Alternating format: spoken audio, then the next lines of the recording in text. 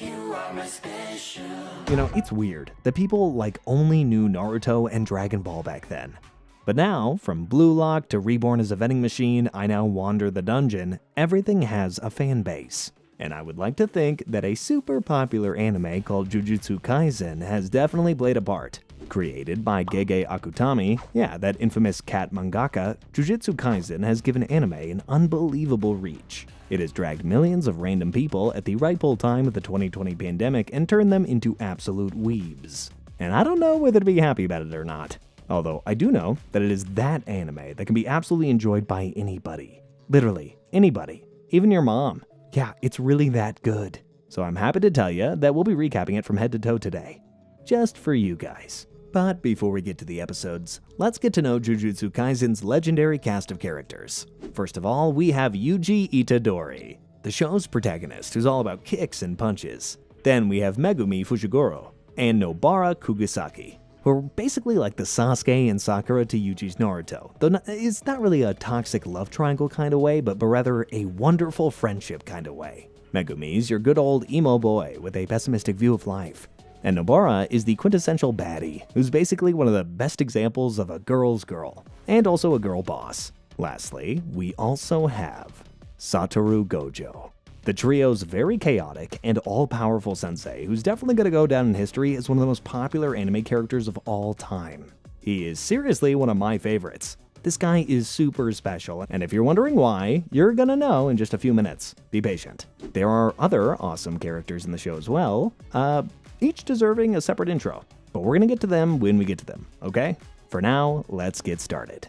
Episode 1 of Season 1, Ryomen Sukuna, kicks off with Satoru Gojo, who's a teacher at Tokyo Jutsu High, telling Yuji Itadori, our good old protagonist, that he's gonna be executed very, very soon. Yuji is very confused. I mean, what did the poor guy do? Well, to find that out, let's take us through a quick flashback. It all starts with Megumi Fushiguro. We meet him earlier, who was sent by Gojo to Yuji's high school to basically look around for a missing cursed object. Megumi spends quite a lot of time looking around the school premises for this cursed object, and soon, he's able to sense its remnants around Yuji when they cross paths. His next move? Follow Yuji to wherever the hell he's running off to. On the other side of things, we see Yuji go through his normal routine, something that he does almost daily. He attends school and then he attends his mandatory club meeting thing. He is in the occult club, by the way. But more on that later. But even though you love scary stuff, without me, you could never go to haunted places. But we like being scared. After the meeting, he then buys a beautiful bouquet and rushes to visit his sick grandpa at the hospital.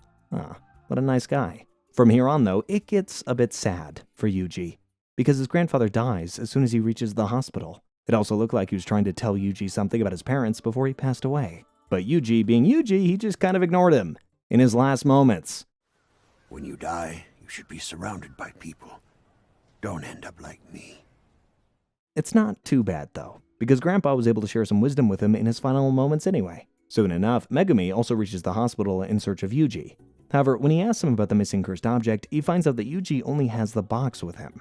The actual cursed object is with his occult club friends, and they're going to crack it open very, very soon, which is going to be very disastrous, as we're about to see. After this, Megumi kind of freaks out, as he should, and he and Yuji then rush to the school premises to stop Yuji's friends, but they are way too late. By the time they reach the cursed object, which is this ugly-looking finger, it starts to bring out all sorts of cursed spirits in the school. Side note, cursed spirits are just monsters in Jujutsu talk. They can't be seen usually by normal humans. However, if somebody is cursed or someone enters a cursed place, they're then not only visual, but also very deadly to an average human. All of this might sound a bit confusing, but I promise that you'll slowly start to get all this mumbo-jumbo. Just trust the process. I do have a process. Anyway, so then these horrible-looking cursed spirits start to terrorize Yuji's friends. Luckily, though, Megumi is a Jujutsu sorcerer with cool dog powers, and Itadori basically has superhuman strength and speed, paired with the resolve of a main character. So they're both eventually able to defuse the situation. But this kind of a death... Yuji also retrieves the cursed finger from his friends to give it to Megumi, and close this dark chapter once and for all. But it's only the beginning, because as he's about to do this, another, even bigger cursed spirit grabs Megumi and throws him away, now putting his life in danger. Seeing this, Yuji kinda remembers his grandpa's last words, and jumps in to save Megumi. even though he's no match for this cursed spirit. He's a strong guy, but he's still a human. And in the Jujutsu world, only a Jujutsu sorcerer can truly fight and exorcise a cursed spirit. But well, the only sorcerer around looks like he's at the end of his rope. And Grandpa did tell Yuji to save everybody. And he also just died. So I guess it's a good idea to just jump in and fight, right? Now, before I tell you what happens next, let me explain the very easy concept of cursed energy in Jujutsu Kaisen. You see, in the world of Jujutsu, cursed energy gets created from negative emotions of humans. Some humans, very small in number, have the amazing ability to control their cursed energy within them and use it to power their action moves. Yeah, these advanced humans are called Jujutsu sorcerers. However, other humans, most of them, are oblivious to all of this. They cannot control their cursed energy, and so it just kind of leaks out of them and gets materialized into deadly cursed spirits. And that's where these monsters are coming from. To truly make a cursed spirit go kaboom, one has to use cursed energy to exorcise it. Otherwise, the spirit would just keep coming back no matter how hard you punch it. That's why normal humans like Yuji Itadori can't be of much help in this situation. But you see, Yuji is desperate to save Megumi. And so he does the only thing that he could make sense of in that moment. He recalls the moment that Megumi explained the concept of cursed energy to him. And yeah, he also recalls him telling him that the ugly cursed finger is filled with cursed energy. And so, to gain cursed energy, Itadori gobbles up the finger. Weirdest dinner ever. However, this goes horribly wrong, because it turns out this finger belongs to the king of curses, Ryomen Sukuna, the greatest villain in Jujutsu history.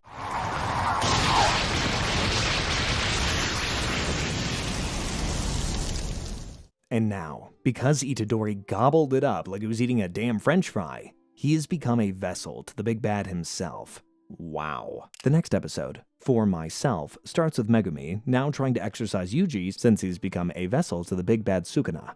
However, Yuji assures Megumi that even though he feels kinda weird, he's still in control of his body. Amidst all of the chaos, Gojo-sensei arrives at the school premises to check on his dear student Megumi. After hearing the whole story, Gojo asks Yuji if he could switch with Sukuna whenever he wants, to which Yuji says yes he can.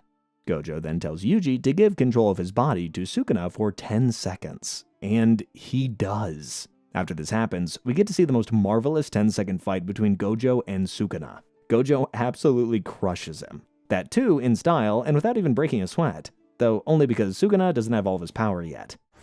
Since my student's watching, I think I'll show off a little. Yeah. As those heavy-hitting 10 seconds end, Gojo knocks Yuji out and takes him to Tokyo Jujutsu High. He also asks Megumi whether he wants to save Yuji from a possible execution, since he houses the big bad of the jutsu world in his body now. To this, Megumi says yes. He asks Gojo to do whatever he can to save Yuji from an execution. This is where the flashback ends, and we see Gojo telling Yuji that he wasn't successful in saving him from getting executed as per Jujutsu laws. A man of his word, I see. He was, however, able to postpone it just a little bit. Gojo explains it to Yuji that the fact that he can contain Sukuna in his body is a really big deal. You see, Sukuna was one of the most powerful sorcerers in the Heian era. He was totally undefeated and was considered the king of curses. He only died when he got old. However, he still didn't technically die.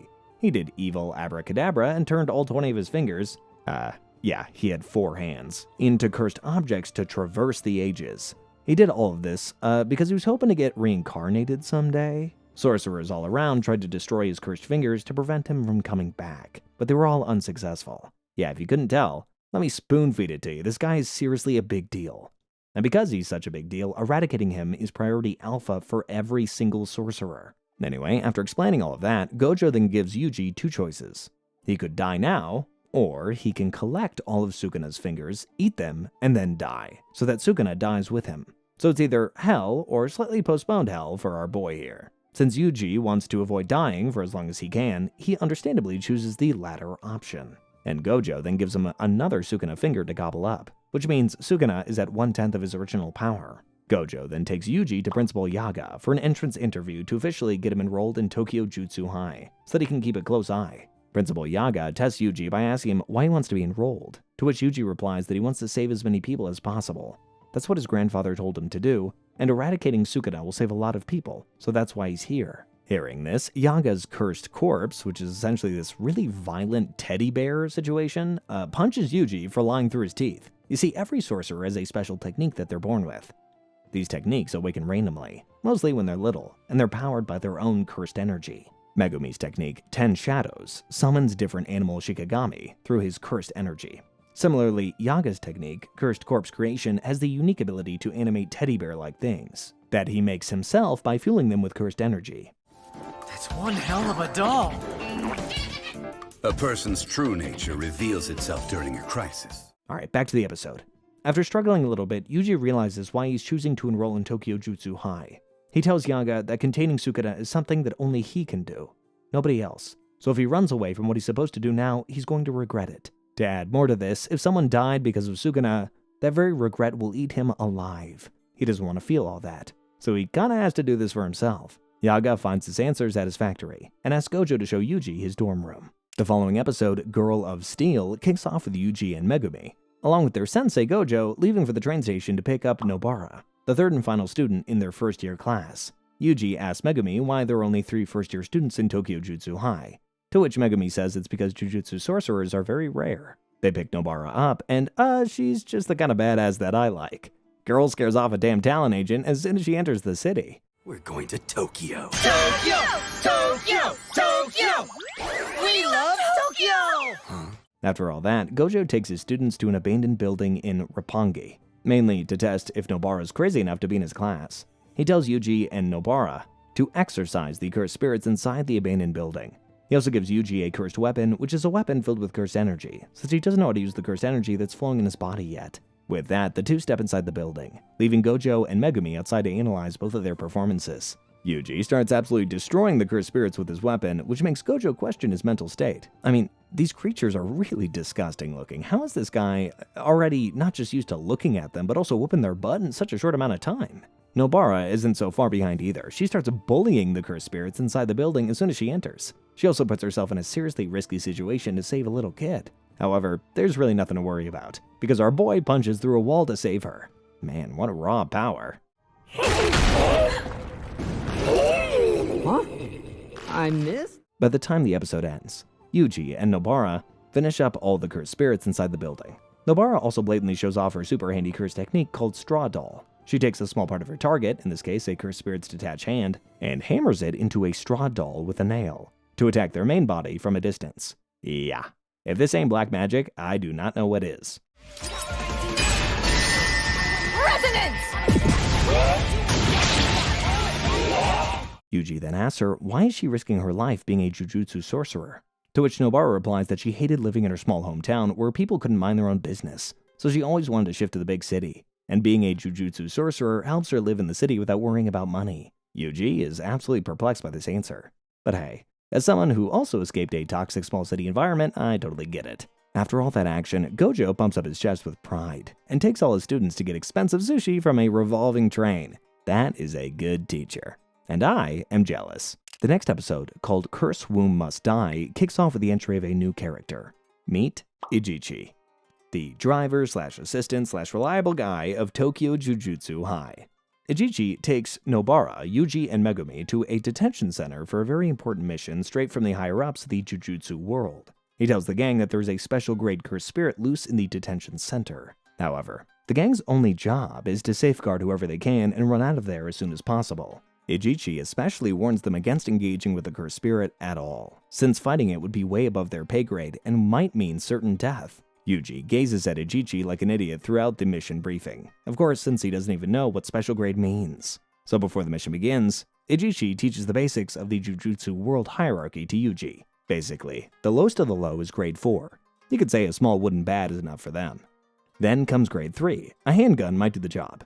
For grade 2, a close call with a shotgun is absolutely needed, and for grade 1, even a tank may be insufficient. After that comes the big bad of all grades, the special grade.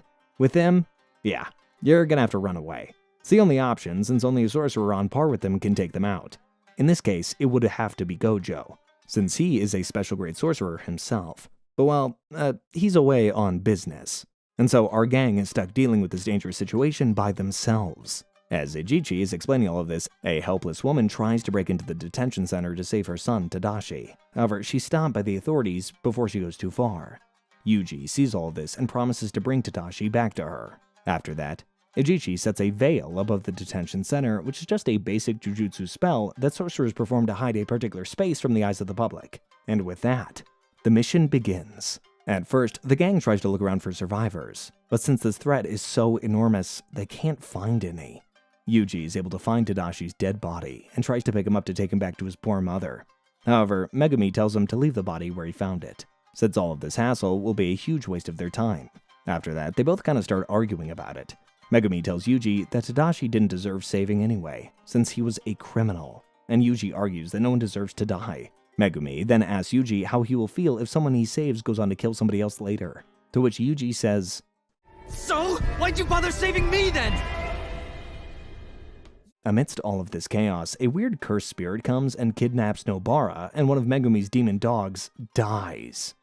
As this happens, the special grade spirit also shows up and quickly chops off Yuji's hands. Oh my god. Megumi and Yuji quickly realize that they're no match for the spirit, and so Yuji calls for Sukuna to help. Yeah, right. I'm sure he's on his way.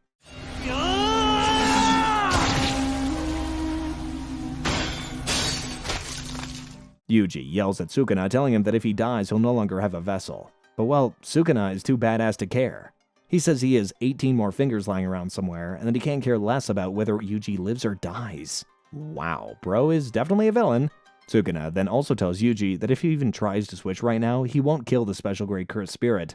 Rather, he's just gonna go after Megumi first and then Nobara. Hearing this, Yuji tells Megumi to step out of the detention center so that he can switch with Sukuna and somehow convince him to take care of the situation. And so Megumi rushes out and also picks up Nobara on the way, all while Yuji keeps the special grade occupied, risking his own life in the process. Once Megumi and Nobara make it out of the detention center, Yuji then switches to Sukuna. Now in control, Sukuna thinks hard about how he can make Yuji regret switching with him. He thinks about rushing outside the detention center to go after Megumi and Nobara. However, he then realizes that if he does, Yuji's just going to switch back, and that's not going to be very fun at all. So he tells the special grade to come with him too, so that he can put Yuji and his gang in the same predicament that they're in before. The special grade does not want to do that, however. He signals to Sukuna that he wants to stay in his home, the detention center. And as you can imagine, Sukuna is not a big fan of hearing the word no. Feeling insulted, Sukuna makes quick work of the special grade, cutting him up into tiny little pieces. Even a cursed spirit is bound to miss his arm. He also finds out that the reason that his cursed spirit was kinda strong was because he was using one of his fingers. And so, he takes it from him and gobbles it up, now feeling even more strong than before. He then gets annoyed all of a sudden, realizing that he did what Yuji wanted him to do. And so, he asks Yuji to switch if he wants to. However, Yuji can't seem to do that. It looks like Yuji can't switch, and the Big Bad King has free reign over his body now. This cannot be good. Episode 5, Curse Womb Must Die, Part 2. Starts with Megumi sending Nobara to a hospital as he waits outside the detention center for Yuji to come back. But as you already know, it isn't Yuji who comes back. It's Sukuna. As soon as Sukuna shows up, he starts toying with Megumi. As Megumi braces himself to fight back, Sukuna goes a step further and rips Yuji's heart out of his body so that Yuji can't switch back. You see, Sukuna can live without a heart, but the same is not true for our boy Yuji. Oh man, how insane is this guy?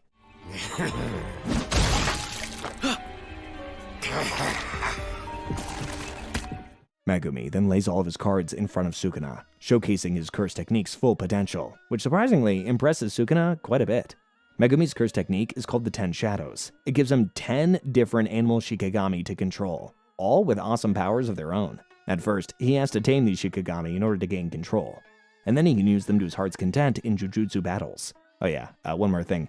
All these Shikigami are essentially made from shadow. Sukuna, of course, notices all of this and then asks Megumi, why did he run? In response, Megumi just stares at him with a blank expression.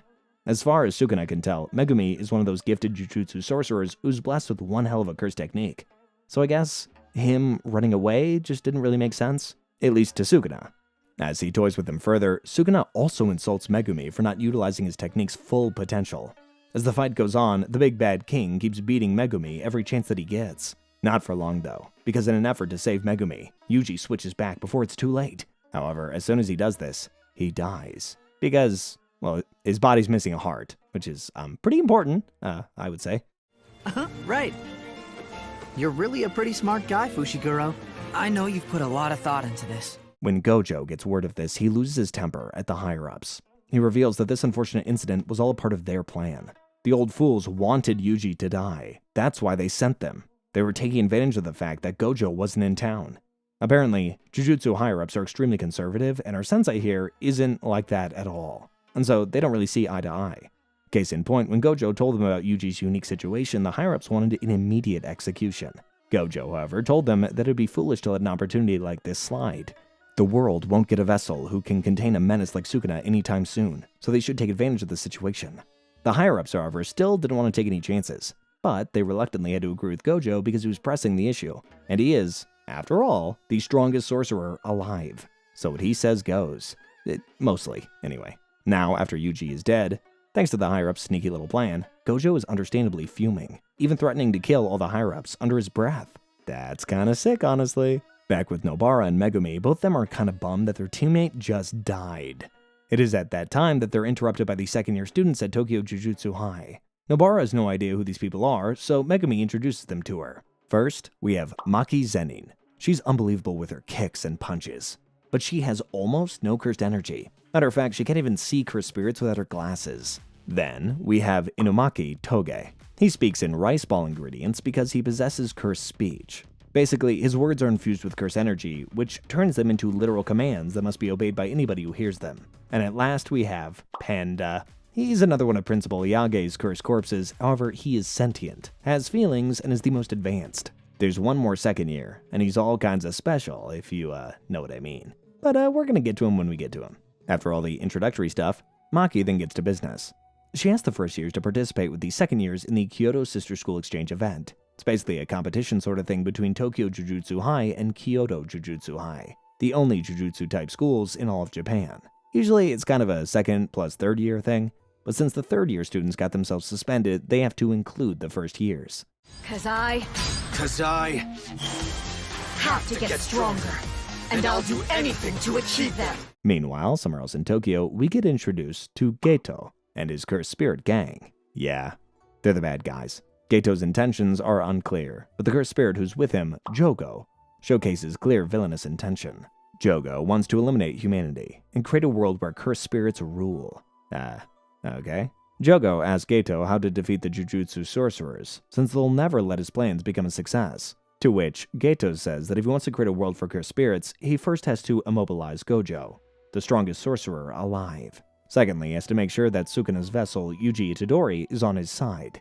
Jogo gets confused listening to this. Isn't Yuji Itadori dead? And Geto just smiles and replies, Did he die? I'm not so sure.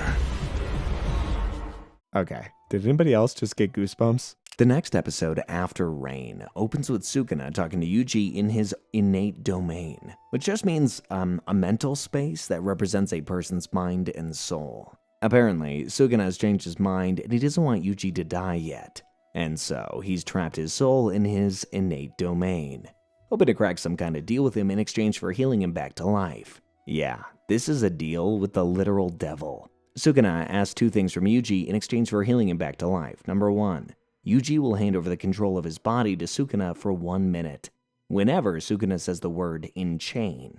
Number two, Yuji will forget about this deal as soon as he wakes up. To add more, Sukuna also promises to not hurt anybody during that 1 minute time frame, to add a cherry on top.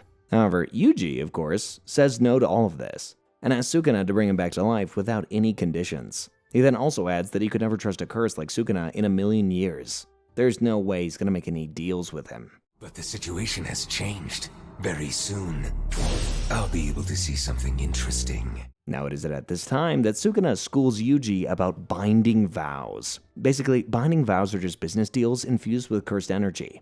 They're a sacred pact, and the core foundation of the Jujutsu world. Breaking them can result in a fate even worse than death. Yeah, even to a guy like Sukuna. So there's no way that he's going to break his end of the deal. And with that, Yuji is back, baby! As he wakes up, Gojo gives him the brightest of smiles and welcomes him back. He then tells Shoko, Tokyo Jujutsu High's official doctor lady, to not tell anybody that Yuji is alive, because he wants to make Yuji strong enough to tank any attacks on his life before the higher-ups find out. Back with Geto and his villain gang, Jogo tells Geto that he wants to kill Gojo. Yeah, right. However, Geto warns Jogo not to mess with Gojo. He instead suggests that instead of killing him, they should just seal him, which is much more possible. However, Jogo just acts like an insecure piece of shit and burns the entire place to show Geto how strong he really is. How are you, sir? Have you decided on... He then tells Geto that he can easily kill Gojo, to which Geto replies that he is welcome to try. Back with Gojo and Yuji, Gojo schools Yuji about the difference between cursed energy and cursed technique. Basically, cursed technique is like an electric appliance that a sorcerer is born with. However, cursed energy is like electricity. It is what powers those appliances. He then tells Yuji that although he doesn't have a cursed technique, he can get efficient in using Sukuna's cursed energy. You know, kind of like a Naruto nine-tailed fox situation. He can also slowly infuse that energy in his punches so that he can punch the hell out of cursed spirits. After that, Gojo makes Yuji watch a lot of movies. Not for fun, but to make sure he can maintain a perfect amount of flow of his cursed energy, no matter the kind of emotion that he's feeling. Principal Yaga's little cursed corpse comes in handy for this mental exercise. The episode then ends with Megumi visiting Tadashi's mother to apologize for not being able to save him that day at the detention center. He also gives her his name tag as a souvenir. Wow. The following episode, Assault, kicks off with Jogo attacking Gojo while he's on his way to meet Principal Yaga. But, well, he absolutely gets tanked, smashed, embarrassed, and borderline harassed by Gojo. Oh my god, what the F is even happening?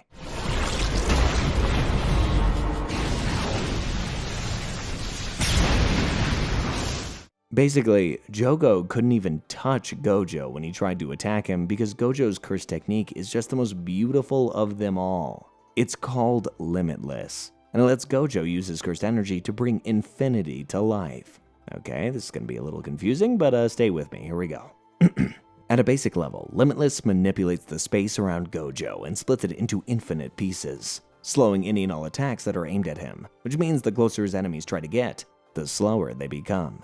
This is what he calls his infinity barrier. Gojo can also pull objects toward himself or his targets, that too with an overwhelming force. This is what he calls Curse Technique Amplification Blue. It basically acts like a magnet on steroids. Not just that, Gojo also knows how to use reverse cursed energy to engineer the opposite of blue. What's reverse cursed energy, I hear you asking? Very good question. It's a positive energy created from reversing normal cursed energy. Its main function is healing, but it can also power the opposite of your cursed technique. In simple words, cursed energy is used to damage. Meanwhile, reverse cursed energy is used to heal. You can heal yourself or others. And just like cursed energy is used to power a certain cursed technique, reverse cursed energy can power the opposite effect of that same cursed technique. Now, I hope you're getting all of this, but if not, well, I'm trying my best. So Gojo's curse technique reversal, red, is just the opposite of his blue, which means it allows him to repel objects rather than attract them to a certain point. It takes double the amount of power that blue takes, but oh my, it is also twice as powerful, so I guess it's worth it. This is not where it ends, however. Gojo can also combine red and blue to make purple, his most powerful technique. As you can imagine, the effects of blue, attraction, and red, repulsion, combined, erase space itself. Which means Gojo can literally delete anybody from existence. Oh my god, how powerful is this guy? I really thought the whole point of making a anime with power scaling was about making sure that no one is too powerful. What do you do with this guy? On top of all of this stacked together, Gojo has the 6 eyes as well. Oh my god. These legendary eyes can read the flow of cursed energy like nothing else does, giving Gojo an extraordinary perception that allows him to see and read cursed techniques of his opponents from miles away. Basically, he's like an all-knowing literal god. Faced with such a menace of a sorcerer, Jogo is extremely overwhelmed. So overwhelmed, in fact, that he expands his own domain. As he does this, Gojo brings in Yuji to witness his domain battle with Jogo, all so that our MC can take pointers on what exactly a domain battle is. So, yeah, Jogo expanded his domain to capture Gojo, and he blipped out, grabbed his student, and blipped back in. Oh my god. This guy is weak? So I hope you're not worn out yet, because another Jujutsu lesson is about to begin.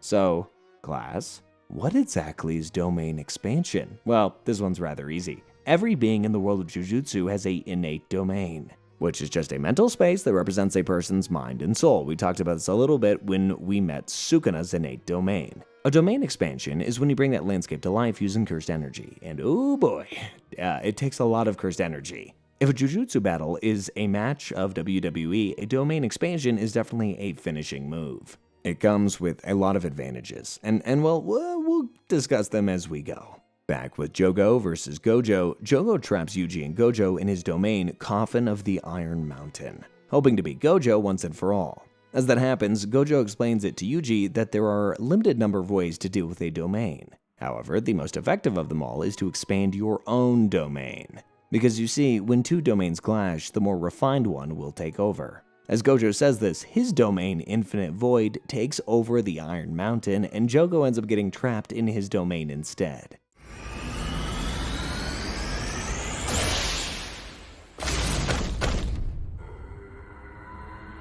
What just happened? Infinite Void then fries Jogo's brain because, well, that is its main function. However, Gojo closes his domain, deciding not to kill Jogo just yet. He first needs to find out why the hell did Jogo make the foolish decision of attacking him like this in the first place. Although, before our sensei could get any sort of useful information from Jogo, Hanami, another cursed spirit in Geto's evil spirit gang, steals Jogo and runs away. The following episode, Boredom, kicks off with Megumi and Nobara getting interrupted by the students from Kyoto Jujutsu High. Turns out the principal of Kyoto Jujutsu High, Mr. Gakuganji, is visiting to meet with Principal Yaga, and he brought some students along with him. At first, we have Aoi Todo, who's a third-year student at Kyoto Jujutsu High. He's essentially a madman who has a habit of asking weird questions. And then we have Mai Zenin, Maki's twin sister who hates her guts and is in second year. As they enter to check out the new meet, in this case, Nobara and Megumi, Todo decides to ask Megumi what type of women he likes in order to find out if he's boring or not. At first, Megumi is weirded out by this question. After some time, he manages to come up with an appropriate reply. He tells Todo that looks don't really matter very much to him. However, he needs his partner to have an unshakable character. And as soon as Todo hears this, he starts beating the shit out of him. What? That's not a bad answer. If you had said big boobs, I would have had to kill you. Shut up. As this happens, Nobara and Mai also start fighting with each other, insulting each other in the most horrible way possible. However, not to worry, because the second year show up soon enough to stop both Todo and Mai from bullying Megumi and Nobara. Although, I think Mai's the one who got bullied by Nobara, but anyway. After that, Nobara asks Maki, why is she a Jujutsu sorcerer if she can't even see cursed spirits? To which Maki replies that she does it to piss off her family. As she says that, Nobara becomes an official member of the Maki fan club. Back with Principal Gakuganji, he's still waiting for Principal Yaga to show up for their meeting. However, Gojo shows up in his place. He tells Gakuganji that he was attacked by an unregistered special grade yesterday, and that things are getting heated in the Jujutsu world all of a sudden. So it's about time that he forgot his so-called conservative rules and regulations. I don't plan to chat for very long. He spoke to me! He spoke to me! You see, Gakuganji is not only the principal of Kyoto Jujutsu High, but he's also the head of the higher-ups of the Jujutsu world. And as you already know, Gojo isn't really a fan of them, especially after what they did to Yuji. So I guess he just came in to irritate his archenemy. Okay, that's essentially it for this episode. The next episode, Small Fry and Reverse Retribution, starts with a new character called Junpei Yoshino, getting bullied by a bunch of good-for-nothing students.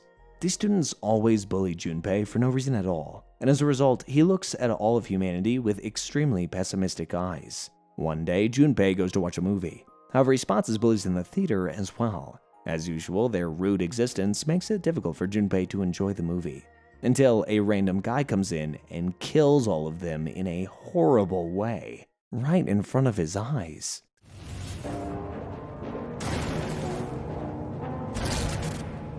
Junpei chases the guy after he does this.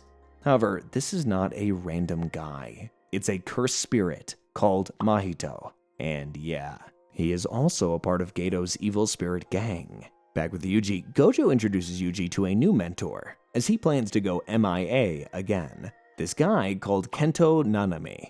And, oh man, he's all sorts of awesome, you'll see. He's definitely the kind of guy who anybody can rely on. And, well, that's just the best thing about him. Yuji and Nanami are then sent on a mission to identify a gruesome murder scene at a random theater. Yeah, the theater that Junpei was in. After a quick scan of the murder scene, they quickly identify that it's the work of a deadly cursed spirit. After scanning the area some more, they also come across 2 transfigured humans. At first, they think these ugly things are cursed spirits.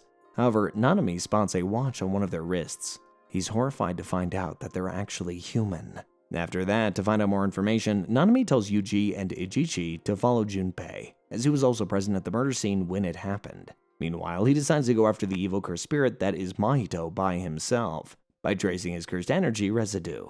Yuji, of course, is ready for any and all tasks at this point. He's pissed and horrified about the fact that a cursed spirit could deform humans like that, and he has also learned a special new move called Divergent Fist from Gojo that will help him out in fighting his battles from now on. Divergent Fist, as you're going to see, is something that only Yuji can do. When he imbues his punches with cursed energy, his cursed energy lags behind because his strength and speed is practically superhuman. And so, this actually creates a double impact. At first, his target is hit by his superhuman punch, and then after a few seconds, it gets hit by the cursed energy. Oh, pardon me. I'll end you now. Huh? Meanwhile, Mahito has taken Junpei under his wing. Realizing that Junpei can see him, Mahito comes to the conclusion that he could be a potential sorcerer. And at the present moment, both of them are just hanging out in the sewers. Gross. And they're talking about random stuff. Mahito tells Junpei that cursed spirits form from the negative emotions of humans. So if enough humans hated or feared a nine-tailed fox, for example, just a random example, the negative cursed energy from that will produce a nine-tailed fox cursed spirit. However, it won't be nearly as strong as a cursed spirit formed from the fear of volcanoes or earthquakes or oceans, since most people have these kinds of fears in general. Listening to this, Junpei asks Mahito the million-dollar question, what kind of cursed spirit is he? To which Mahito replies, the humankind. Ugh. He tells Junpei that he was born from a human's collective fear and distaste for other humans. Wow. I fear that that is the worst kind of cursed spirit that we can possibly get. This next one, Idol Transfiguration, starts with another one of Junpei's memories of him getting bullied at school. After that, he and Mahito have another heart-to-heart about what's the opposite of love. In the sewers. Ew. Junpei stresses that the opposite of love is hate. However, he also goes on a whole tangent about some high and mighty fools thinking that it's indifference instead. Mahito isn't all that bothered with this deep thinking stuff. He shows Junpei a transfigured human corpse and asks him whether the sight of it bothers him, to which Junpei replies that it doesn't. He says it'd be different if Mahito did this to somebody close to him, for example, his mom. However, he already knows how repulsive humans can be, so this corpse probably deserved it. Listening to all of this, Mahito again tells Junpei that he isn't bothered with the why of it all. He says that people shouldn't waste their time in finding deep reasons for doing stuff. Just as you eat when you get hungry, you can kill whoever you want to. Life has no meaning in the larger scheme. We are here for a certain amount of time, just to do what we want, and then we perish. He then adds that he will help Junpei kill anybody that he wants to. After this, Junpei steps out to go back to his home, and our boy Yuji, along with Ichichi, spot him and start following him to find out whether Junpei knows anything about the murders. Ichichi comes up with a plan. He and Yuji will release a low-grade cursed spirit in front of him, and if Junpei reacts to it, that means that he can see them. If this is the case, they can then question Junpei further on what he witnessed at the movie theater that day. Back at the sewers, Nanami enters looking for Mahito, hoping to exorcise him. Wow, things are already really getting heated up. And I began my day at 10 this morning. So I'm quitting at 6, regardless of what that requires. Nanami's curse technique is called the ratio technique. It helps him find the weak spot of anything that he wants, typically dividing stuff in a 7-to-3 ratio, that he can give critical hits to his target. On the other hand, Mahito's technique is called Idol Transfiguration, which is this deadly technique that lets him change the shape of anybody's soul, and by extension, the body, simply by touching his target. Nanami spots Mahito and figures out that he's somehow related to Jogo, the cursed spirit that attacked Gojo a few episodes earlier. He also figures out that this one may require him to have way more effort than he's used to, since it's another special grade. And Nanami himself is a grade 1 sorcerer. Mahito attacks Nanami with a bunch of transfigured humans, and yeah, he keeps a stockpile of them to attack his enemies. Jeez. You see, Mahito usually changes the shape of random humans that he comes across and uses them as weapons, making them all disfigured and forcing them to be under his command. The only downside to this, however, is that these transfigured humans don't live much longer after he does this to them. This is so fun. So the person's original mass is irrelevant when it comes to changing their shape. And so he wants to try something new. Mahito wants to disfigure a sorcerer and put them under his command, to see if they can last longer than normal humans. And Nanami is the perfect candidate for him to try. Nanami can't care less. He's only concerned about the fact that it's 5:30 p.m. at the moment, and he hates it when he has to work overtime as a Jujutsu sorcerer, so he's quitting at 6 p.m. no matter what. Back with Junpei, Junpei spots one of his school teachers that he really hates standing in front of his house, asking him the reason why he didn't show up at the funeral for his friends. Yeah, this out-of-touch geezer thinks that Junpei was friends with his own bullies. Man, I hate irresponsible teachers. Luckily though, before Junpei gets enraged enough to kill him, Yuji bumps into him. And well, he also figures out that Junpei can seek her spirits. Nice, way to go, Yuji. The following episode, Narrow-Minded, opens with Nanami and Mahito throwing hands. And uh-oh, it's 6 p.m. Mahito scoffs that Nanami is already at his limit. But uh-oh, the fool doesn't know what's coming. You see, Nanami has made a binding vow with himself. You know, a sacred Jujutsu pact enforced with cursed energy. Nanami's pact goes something like this. He will limit his cursed energy usage to 80 to 90% manually in the normal hours of his shift as a Jujutsu sorcerer. And in return, he will get a boost of cursed energy at about 110 to 120% when he goes overtime. And yeah, you guessed it, it's finally time to go overtime. However, Nanami doesn't go in overtime with the goal to exercise Mahito. He realizes that he cannot deal with Mahito alone when he cannot even touch him without endangering his own life. So he attacks him with a beautiful blow filled with extra cursed energy to escape. Is to reduce him to smithereens with a single blow. Ratio technique, collapse! Now back with Yuji, Yuji decides to question Junpei alone since he cannot get hold of Ijichi anymore. He asks Junpei some light questions and figures out why he's probably an okay guy who can see curses but doesn't have anything to do with the murder. They both then bond over their shared interest in movies. Gojo has made Yuji see a lot of them lately. After that, they're then interrupted by Junpei's mother who invites Yuji to dinner at their house. Aw, that's sweet. At their house, they eat and they have a lot of fun. Junpei finally feels like a kid again in the company of Yuji, and it's kinda cute. Junpei asks Yuji about his parents and his living situation, to which Yuji replies that he never really got to know his parents. He's always been with his grandpa, and after he died recently, he lives with his friends at Tokyo Jujutsu High. After that, Junpei asks Yuji if he's a Jujutsu sorcerer. Yeah, apparently Mahito has told him all about that. And well, Yuji instantly replies with yes. He questions himself if he should have revealed this. But, well, what's done is done. Huh, Yuji. Listening to this, Junpei questions Yuji if he's okay with killing people. And well, Yuji, of course, says no. Junpei then asks him, what if he meets bad Jujutsu sorcerers? What will he do then? To which Yuji replies that he still wouldn't want to kill them, because if he crosses that line, then killing would become an option, and his soul would become tainted. When Yuji leaves, Junpei thinks hard about what he said, finally coming to the conclusion that just like Yuji, he also doesn't want his soul to get tainted. He doesn't want to cross that infamous line. Unfortunately though, this mindset of his won't last for long, because the episode ends with the devastating view of the dead body of Junpei's mother. What is this? Ugh. A finger? Apparently, while Junpei was deep asleep, his mother found a Sukuna finger lying around at the dining table. Planted by none other than Mahito, of course. Just like that, she was attacked by deadly cursed spirits who showed up at her house, smelling the yummy cursed energy. Oh man. This after a whole episode of Junpei starting to actually like human beings again? What terrible timing. Episode 12, To You Someday, opens up with Mahito telling Junpei that his mother is probably cursed by somebody at his school. The culprit deliberately left a Sukuna finger at their house to kill his mother. And, well, this is enough to send Junpei into a killing rampage. Filled with negative emotions, and because of this, brimming with cursed energy, Junpei activates his poison-based curse technique called Moon Dregs, and steps into his school to confront his so-called haters. At first, he targets the rich guy bully, thinking that he was the one behind this elaborate plan. However, before he can kill him, he's interrupted by Yuji. Yuji got the news of Junpei's mother passing by Nanami and was looking for him to comfort him. However, he didn't think he would find him in this state.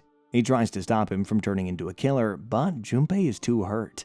He's wearing the cigarette burns on his forehead like a badge and is determined to accept his fate. Junpei hits Yuji with his technique to stop him from interrupting him. He uses his jellyfish Shikigami to attack Yuji with poison. Nonetheless, it doesn't work on Yuji because he houses Sukuna right now. And, well, the King of Curses is immune to poison, which means by extension, so is Yuji.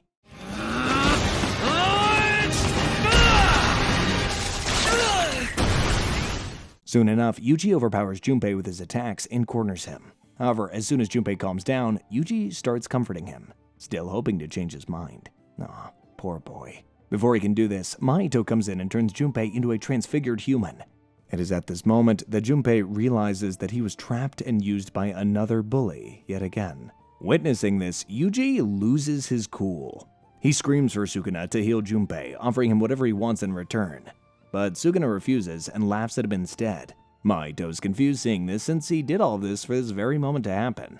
This mad curse wanted to give Sukuna the control of Yuji's body, and that's why he played this long game to force Yuji to make a binding vow. What he doesn't know, however, is that no one can heal transfigured humans, not even the King of Curses himself. And so, this plan was destined to fail. Besides, as we already know, Sukuna has already made a pact with Yuji, so why would he care to indulge in all this nonsense anyway? With healing Junpei out of the picture, Yuji goes for the next best alternative, beating Mahito to a pulp. You see, Nanami couldn't do much with Mahito because, well, he had to keep his distance because of his deadly curse technique, Idol Transfiguration. However, that same curse technique has got nothing on our boy Yuji. Well, because when Mahito tries to touch Yuji's soul to disfigure him, he ends up touching Sukuna's soul too. And of course, he is then heartily reprimanded by him for doing it. Ooh, that's pretty satisfying to watch.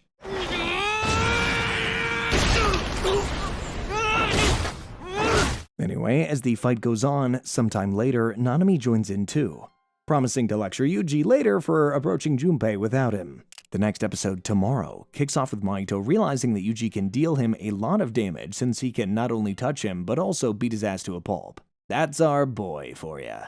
To combat this, Mahito throws a bunch of transfigured humans at Yuji to slow him down. You see, Yuji isn't a big fan of killing humans, so of course, dealing with transfigured humans is going to be a problem.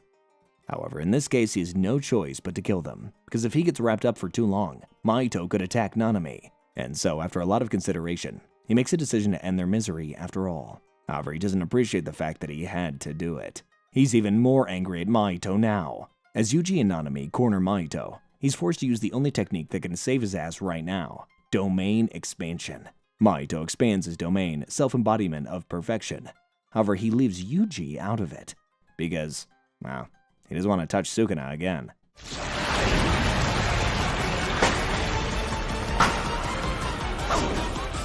As this happens, Nanami starts having some last thoughts. He thinks about the fact that he quit being a sorcerer just after he graduated from Tokyo Jujutsu High because he considered it such a pain. Nanami always wanted a simple life where he could eat his favorite bread and read a few books. And so he thought he could earn and stack up some money until he's 30 or 40 so that he can live the rest of his life in peace. Probably in a country with a low cost of living. But even this plan has its own problems. Fooling customers, being selfish, only thinking about money, he felt like he wasn't cut out for all that. He barely had time to sleep. In fact, his job kept him up and lifeless for the longest time. He thinks of his time as a salary man before asking himself, was he wrong to return to being a Jujutsu sorcerer? No, he wasn't. He has no regrets. Some time ago, he helped the girl from his favorite bakery with a curse-related problem, and that feeling of helping her, just that one time, made him happier than his meaningless job of an investment banker ever could. So maybe it wasn't too bad, dying like this as a sorcerer. At least this job isn't meaningless like his last one.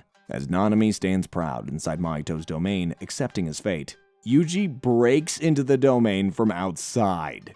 Damn. Now, before I tell you what happens next, you need to learn a little bit more about domains. I already know that a domain is essentially a mental landscape that represents a person's mind and soul brought to life using a lot of cursed energy. However, what you don't know is that a domain comes with an option to apply a sure hit effect. For example, Gojo's domain, Infinite Void, comes with a sure hit effect of frying anybody's brain who is inside of it. With the exception of Gojo, of course, and anybody who's in constant contact with Gojo.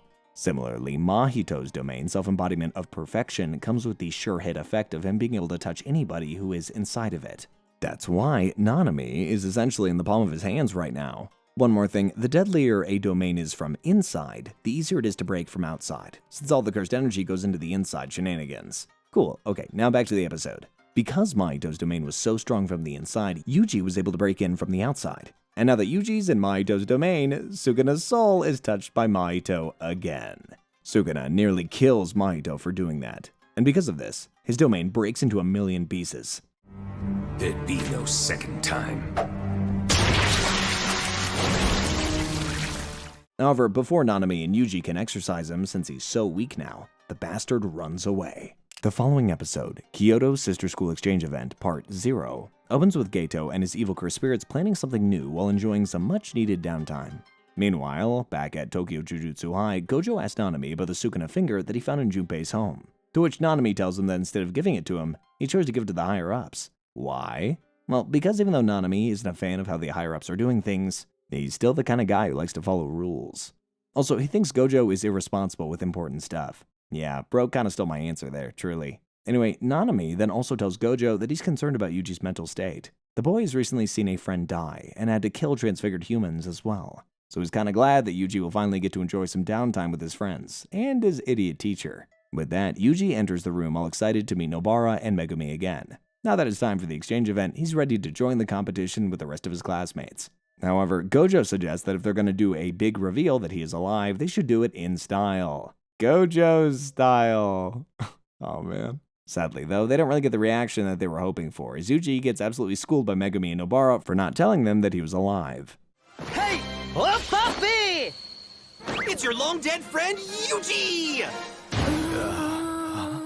Principal Gakuganji sees this too, and wow, he is seething. Gakuganji then gathers all the students of the school to devise a plan to kill Yuji. What? Firstly, we got Nishimiya Momo, a Kyoto Jujutsu High third year who's very protective of Mai. Then we have Mekamaru, a second year who's kind of a robot. And lastly, we have Noritoshi Kamo, the most obedient and idealistic third year in all of Kyoto Jujutsu High. And you guys already met Mai and Todo. Wait, yeah. How could I forget there's also Miwa Kasumi, another second year who's just the nicest one out of all of them.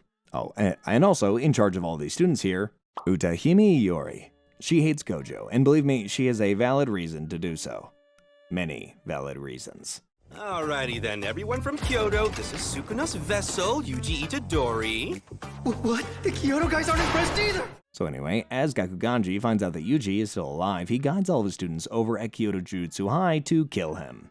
He tells them that Yuji is practically a curse since he houses the King of Curses, and he should be treated this way. He also lectures all of them about how it is their duty to exterminate curses, and Sukuna is presently the biggest curse of them all.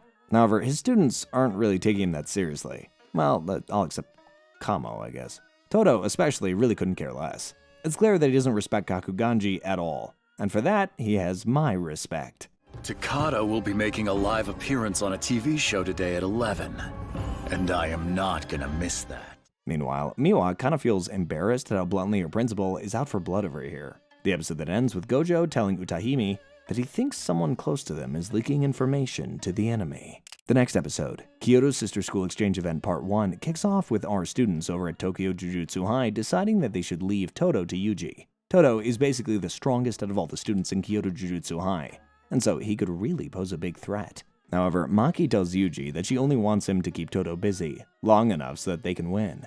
The end goal here is to exorcise cursed spirits in the area, not winning any one-on-one battle. She also adds that Yuji is already an extra player in their gang right now, so even if he got disqualified for keeping Todo busy through some below-the-belt means, it'd be fine. Yuji, however, takes offense to this. He wants to win a one-on-one with Todo, also that he can show his classmates how much she's grown in the last 2 months. Aw, Gojo would be proud. The event begins, and we get right into an intense battle between Todo and Yuji. There's some kicks and punches here and there before Todo goes on to ask his signature question. What kind of woman is your type? Huh? Alright, bro. Yuji does get confused. However, he then mentions that he's particularly into women who are tall and have big butts. Kinda like Jennifer Lawrence. Todo goes insane after Yuji says this. In fact, he even declares him as his new best friend and creates a whole-ass fake backstory to carve their friendship into stone. I'm gonna tell Takada I love her. Huh? No, don't do that! Then you'd be crying on my shoulder for days, and that would suck! But their wholesome little moment is then disturbed by the rest of the Kyoto students. They all start attacking Yuji, following orders of their dear old principal. Todo isn't happy at all seeing this. He finally found somebody worthy to be his bestie, and he can't have his schoolmates ruin this. He tells Kamo that he'll kill him and all the Kyoto peeps if they dare to interfere again. And just like that, they retreat. Wow, so this Todo guy really is a big deal. Back with the Tokyo gang, they decide to split into 2 teams to take care of the cursed spirits and gain more points. Team Megumi has Maki and Megumi, and Team Panda has Nobara, Inumaki, and Panda. As the Kyoto gang and Team Megumi cross paths, Maki and Miwa have a one-on-one. Meanwhile, Megumi asks Kamo why he's trying to kill Yuji. Apparently, the whole of Tokyo gang noticed what happened with Yuji thanks to Megami's bird Shikigami called Nue, and now they're all worried for him. Their new plan, go after the Kyoto peeps and keep Yuji safe, all while leaving Inumaki to exorcise the cursed spirits in the area. Because as soon as the event ends, the threat to Yuji's life will end as well. Back with Todo and Yuji, Todo's impressed by how fast Yuji's adapting to his movement. His physical prowess is also kind of giving him a heartgasm. He wants to test Yuji's limits now. He wants to see if he's worthy to be his new bestie after all. And to top it off, he has such tremendous power. After that, we cut to Miwa and Maki. The girls start chatting a bit before officially battling with each other. Miwa apologizes for trying to kill Yuji. She says that it's not something that she wanted to do. However, since the orders came from above, she really had no say. She then goes on to explain the recommendation system in the world of Jujutsu. She really wants to impress older sorcerers to gain a higher grade status, because a higher grade means more dangerous missions, and that means more money.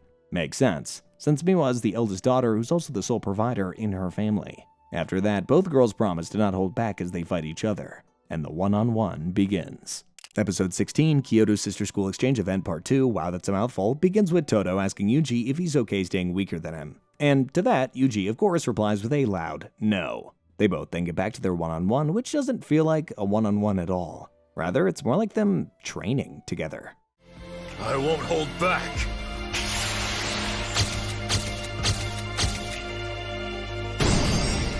To start things off, Todo teaches Yuji how to fix his cursed energy lag. Basically, teaching him how to channel his cursed energy at maximum capacity and at the right time. Back with Panda and Nobara, Nobara throws some really nasty one-liners at Momo, in hopes of making her lose her cool. I swear to God, when it comes to making somebody angry, Nobara and Gojo know how to do it best. As she's doing this, Panda gets shot by Mekamaru. But surprisingly, he stands up right away like nothing happened, which really shocks Mekamaru. Panda then punches Mekamaru for shooting at him. He exclaims that they're supposed to hunt cursed spirits, not each other. He then also says that he expected better from him, since they're kinda similar. This pisses Mekamaru off. Oh, we are not similar at all, he thinks. We then see the real Mekamaru, this guy drenched in water in a bathtub looking like he's barely alive. Of course, they're not similar at all. Panda and Mekamaru then get wrapped up in their own one-on-one. Before going off, however, Mekamaru tells Panda that he's a semi-grade 1 sorcerer, which is a big problem for Panda because he's a semi-grade 2. Let's see who wins. A cursed corpse or a robot?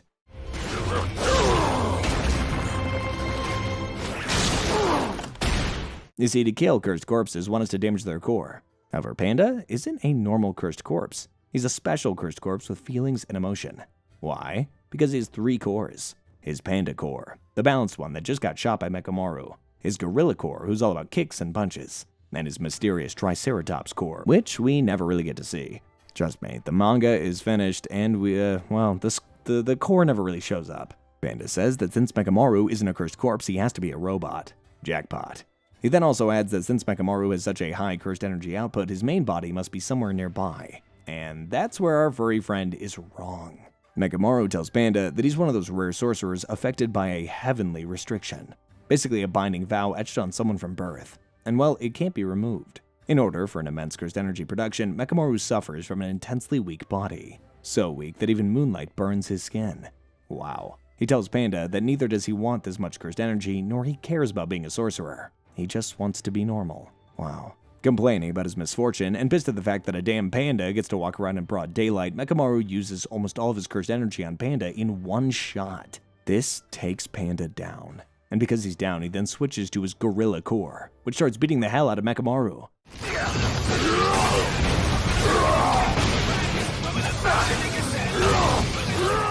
Panda ends up winning too. However, in the end, he tells Mekamaru that he'd like to meet the real him someday, so that they can hang out together. This brings a little smile on Mekamaru's face. Aw, what a good episode. This next one, Kyoto Sister School Exchange Event Part 3, kicks off with Miwa vs. Maki. As they're trading blows, Miwa thinks back to a time when she asked Mai about Maki. And what a fool she was to describe her as weak. Because Maki, she is the opposite of that. As the fight goes on, we also see Gojo and the rest of the adults praising Maki for the absolute monster that she is while supervising the fight. Mei, this white ponytailed supervisor who only really cares about money, also mentions that she's kinda confused at the fact that Maki is graded way below what she deserves to be. Why is she a grade 4 when she possesses that kind of power and is basically a boss at using all kinds of cursed tools? To that, Gojo replies that Maki's own clan deliberately holds her back. You see, there are 3 big clans in the Jujutsu world: Zenin clan, Gojo clan, and the Kamo clan. And these 3 clans, along with these snot-nosed higher-ups, hold immense power. Kinda like billionaires are with governments. Just a random example. Anyway, since these clans house the most powerful techniques, they practically rule. Maki, Mai, and Megumi belong to the Zenin clan, who are kind of the worst. They're extremely misogynistic, and if a person doesn't possess a valuable curse technique, they practically treat them like trash. To add more, the entire Zenin clan is filled with men that you would definitely swipe left on Tinder. Pretty nice sword you got here. Sword stealing? Give it back?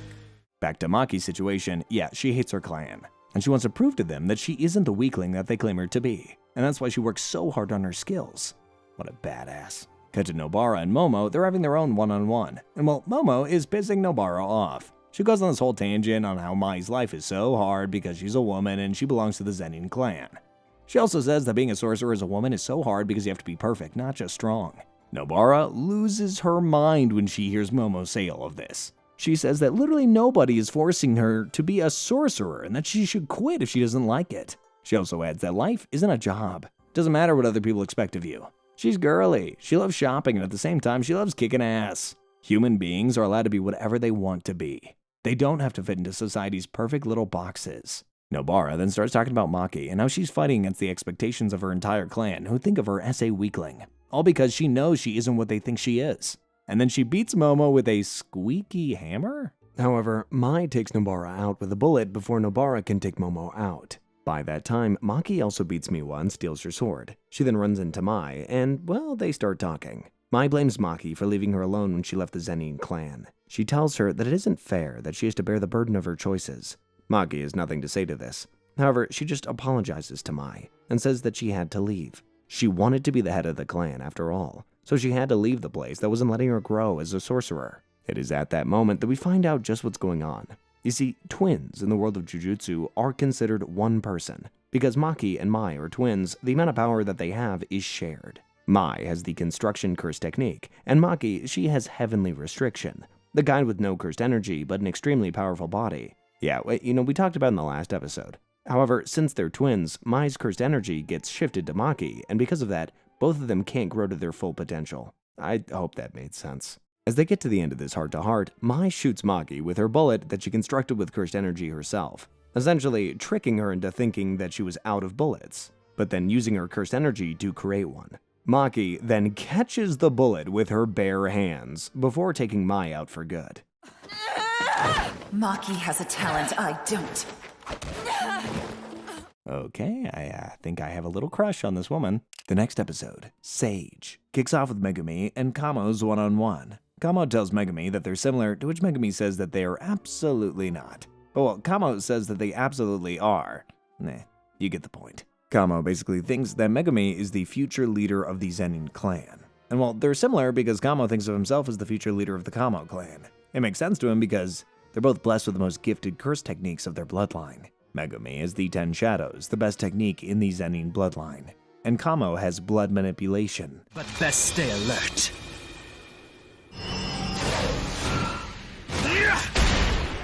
We then cut to Inamaki, who's doing a great job getting rid of cursed spirits. However, he comes across one cursed spirit who's way above his pay grade. The organizers say that all the cursed spirits will be grade 2 and under, so what's this weird-looking special grade doing around here? Well, he doesn't have time to think about all that, so he just runs. Good call. He runs and bumps into Kamo and Megumi as well. And guess what? They all run together after that. It's awesome that in this anime, they consider running as an actual option. Like, this should be a thing in other anime too. When they finally stop running and try to confront this tree thing, it tells them, or rather, she tells them that she wants to destroy humanity for the sake of Mother Earth. Back with the adults, they realize that something is wrong since all the footage of the event suddenly gets cut out. Gojo, Utahime, and Gakuganji rush to the area of the event to make sure that the students are okay. Principal Yaga, meanwhile, goes to check if Tengen's barrier is working or not. Basically, there's this immortal sorcerer called Tengen who is the best at barrier spells. She protects both the Jujutsu schools with her barriers.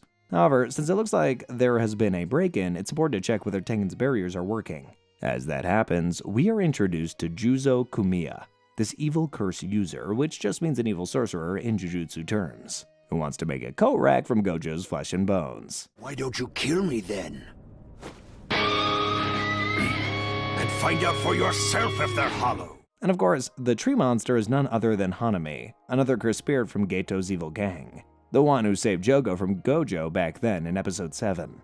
Basically, the villains have invaded a special school event of our heroes. Wait, where have I seen this before? So Juzo cast this special barrier over the event ground, a barrier that lets anybody go in and out of it except for our dear sensei Gojo. Oh man, stuff is about to go down. The next episode, Black Flash, kicks off with Megumi, Kamo, and Inumaki battling with Hanami to the best of their ability. Soon enough, Maki joins in with a special grade curse tool called Playful Cloud and kicks some serious ass. She and Megumi then team up to fight off the tree monster. And Megumi even introduces his new Shikigami to the attack, Demon Dog Totality. You see, Megumi's technique possesses 10 different animal type Shikigami that he can use in a fight. However, if any of his Shikigami die in battle, their cursed energy is then transferred to another Shikigami. Because Megumi's white demon dog was killed back in episode 4, the cursed energy from that dog got added to his black demon dog, creating this all-new Shikigami called Demon Dog Totality. Back to the fight, Maki and Megumi hold off quite well at first. However, Megumi gets attacked by a cursed bud. And well, if he isn't treated right away, this cursed bud will suck off his cursed energy and then increase in size.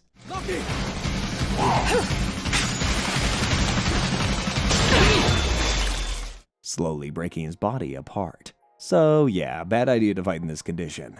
Maki also gets attacked. Soon after, since she gets distracted by what happens to Megumi. Not to worry though, because Todo and Yuji are here to take care of things. Oh yeah! Todo and Yuji jump in to continue the fight as Panda takes both Maki and Megumi to get treated outside the barrier. It's at this moment that Megumi says one of the most wholesome phrases in all of anime to Yuji. You die again and I'll kill you myself. Come on now, let's go. Todo tells Yuji that he's not going to help him fight Hanami until he manages to hit a Black Flash. Oh boy. A Black Flash is basically this weird jujutsu hit that a sorcerer can get if they're totally in the zone. They have to be 100% in the fight, in a mental state of total focus that leads to effortless performance. Something that athletes experience often.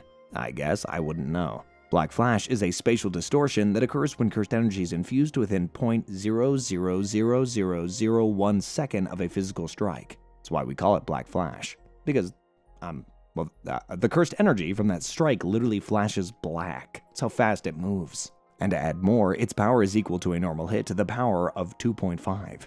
Alright, now I'm just gonna assume that you understood all of that so we can go ahead. Awesome. Oh yeah, and if you're wondering if Yuji was able to hit a Black Flash or not, of course he was. Our boy learns fast after all. The following episode, Non-Standard, opens with Todo when he was in 3rd grade. Apparently, one high schooler was being a jerk to him, so he beat the shit out of him. Yeah, that's Todo for you. We then also see a new character, Yuki Tsukumo. This awesome woman in a motorbike who just comes in and asks Todo the question that changes him forever. What type of women do you like? Wait a minute, is that okay to ask a 3rd grader? Okay, back to the present, I guess. The current holder of the most Black Flashes in a row is none other than Kento Nanami. Bro had 4 Black Flashes in a row just a year ago. But guess what? In this fight with Hanami, Yuji does the same.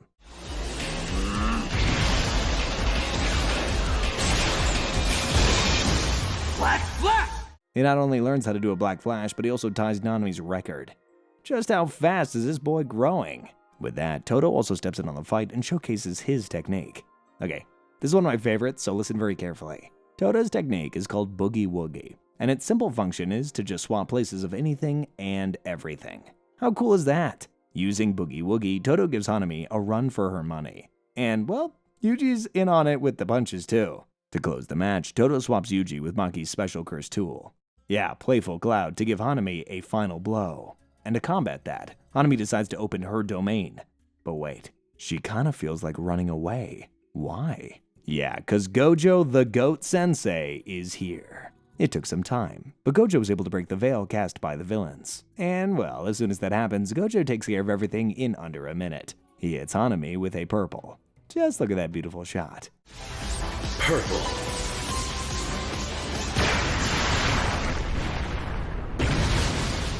and he hits Juzo Kamiya with a blue before taking him into custody for interrogation and stuff. Wow, what an episode. In this next one, Jujutsu Kaisen, we find out exactly why the villains did what they did in the last couple of episodes. Basically, you remember the finger that was placed at Junpei's house that kinda killed his mom? Yeah, Mahito put a tracker sort of thing on it. So when Nanami gave it to higher-ups and put it in their top secret room where all the other Sukuna fingers are, the villains were able to find out just where that room actually is. Who's this Tengen you're talking about? A sorcerer with immortality technique. Yeah, he must be even stronger than Gojo.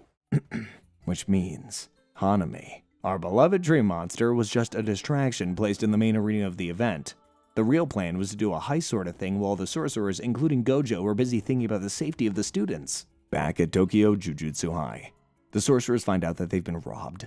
All the Sukuna fingers, along with Death Painting 1, 2, and 3, were stolen while they were out in the arena figuring out how to undo the stupid veil. To add more, the guy that they captured, Juzo Kamiya, says that he knows nothing about the actual plans of the villains. He was there for the Gojo coat rack. He was just instructed to do the veil? Yeah, this guy's useless. After that, the rest of the episode is just our beloved students of Kyoto and Tokyo Jujutsu High battling each other in a baseball match. Since yesterday's event was interrupted, Gojo thought this would be the next best way to crown a winner amongst these two. If I hit a home run right here, next time you'll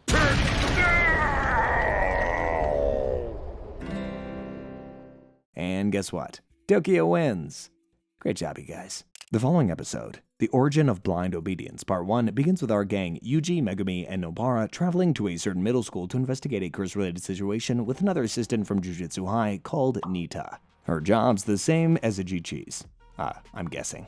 They reach the school and start investigating, and, they also find out that Megumi went to this middle school. Why? Because a bunch of thugs start getting scared of him as soon as he enters the place. Well, look at that. You're getting some respect. An aura just pours out, even if you try your best to hide it. We haven't seen you since graduation, Fushiguro. We then find out that Megumi actually hates bullies and all the bad people that he thinks are bad. He also hates good people because they forgive bad people just like that. And that kind of thing encourages bad behavior even more. So when Megumi was in middle school, he often used to beat bullies who were bad. And, well, that's why he's got this delinquent kind of reputation. Now, about the case that our gang is investigating. Basically, there are a bunch of mysterious deaths happening, all of the sudden, and all of them can be connected to Megumi's middle school. Apparently, there's this cursed bridge near it, called the Yasuhachi Bridge, and whoever goes underneath that cursed bridge and crosses the water stream gets cursed by a special grade cursed spirit. However, whoever crosses doesn't die immediately. The curse actually activates randomly, years later killing them on their doorstep. Basically, the victim will first see weird things for 2 weeks and then they will die. Yeah, all kinds of weird stuff happens in the world of Jujutsu. Our gang then starts talking to some other alumni of Megumi's middle school near a departmental store. So there's at least 2 weeks between the time when the 4 victims first noticed something wrong and the day they died. We still have some time. Well, they find out that Megumi's older sister, Sumaki Fushiguro, also went to this cursed place with one of the recent victims of the curse. This breaks Megumi. He tries to call Gojo because, well, this case has just become a lot more complicated. However, as usual, Gojo is out on business. The Jujutsu staff tells Megumi to retreat after knowing all the complications related to the case. However, Megumi only sends Nobara and Yuji back, lying to them about hanging out with his old classmates, all so he can take care of the wretched cursed spirit alone. Now, why would you do that, Megumi? Why? Back with Geto and Mahito, both of them plan for how they're actually going to use the cursed objects that they stole from Tokyo Jujutsu High. They look at the death paintings 1, 2, 3, and, well, they feed them to helpless-looking human beings in order to give each of the paintings a physical body. Yikes. The next episode, The Origin of Blind Obedience Part 2, kicks off with Megumi going under the Yasuhachi Bridge to fight off the special grade alone. However, he's soon joined by Nobara and Yuji because there's no way in hell they're gonna let him do it alone. Man, if only my friends were this awesome. The trio then goes inside and begins to kick ass. But Nobara gets sucked into a wall. Remember the last time that happened? Yeah, me too. Yuji follows Nobara to see what's going on outside, and well, Megumi carries on to take care of the special grade himself. After some whack-a-moling, the cursed spirit finally shows itself and knocks Megumi out for a second.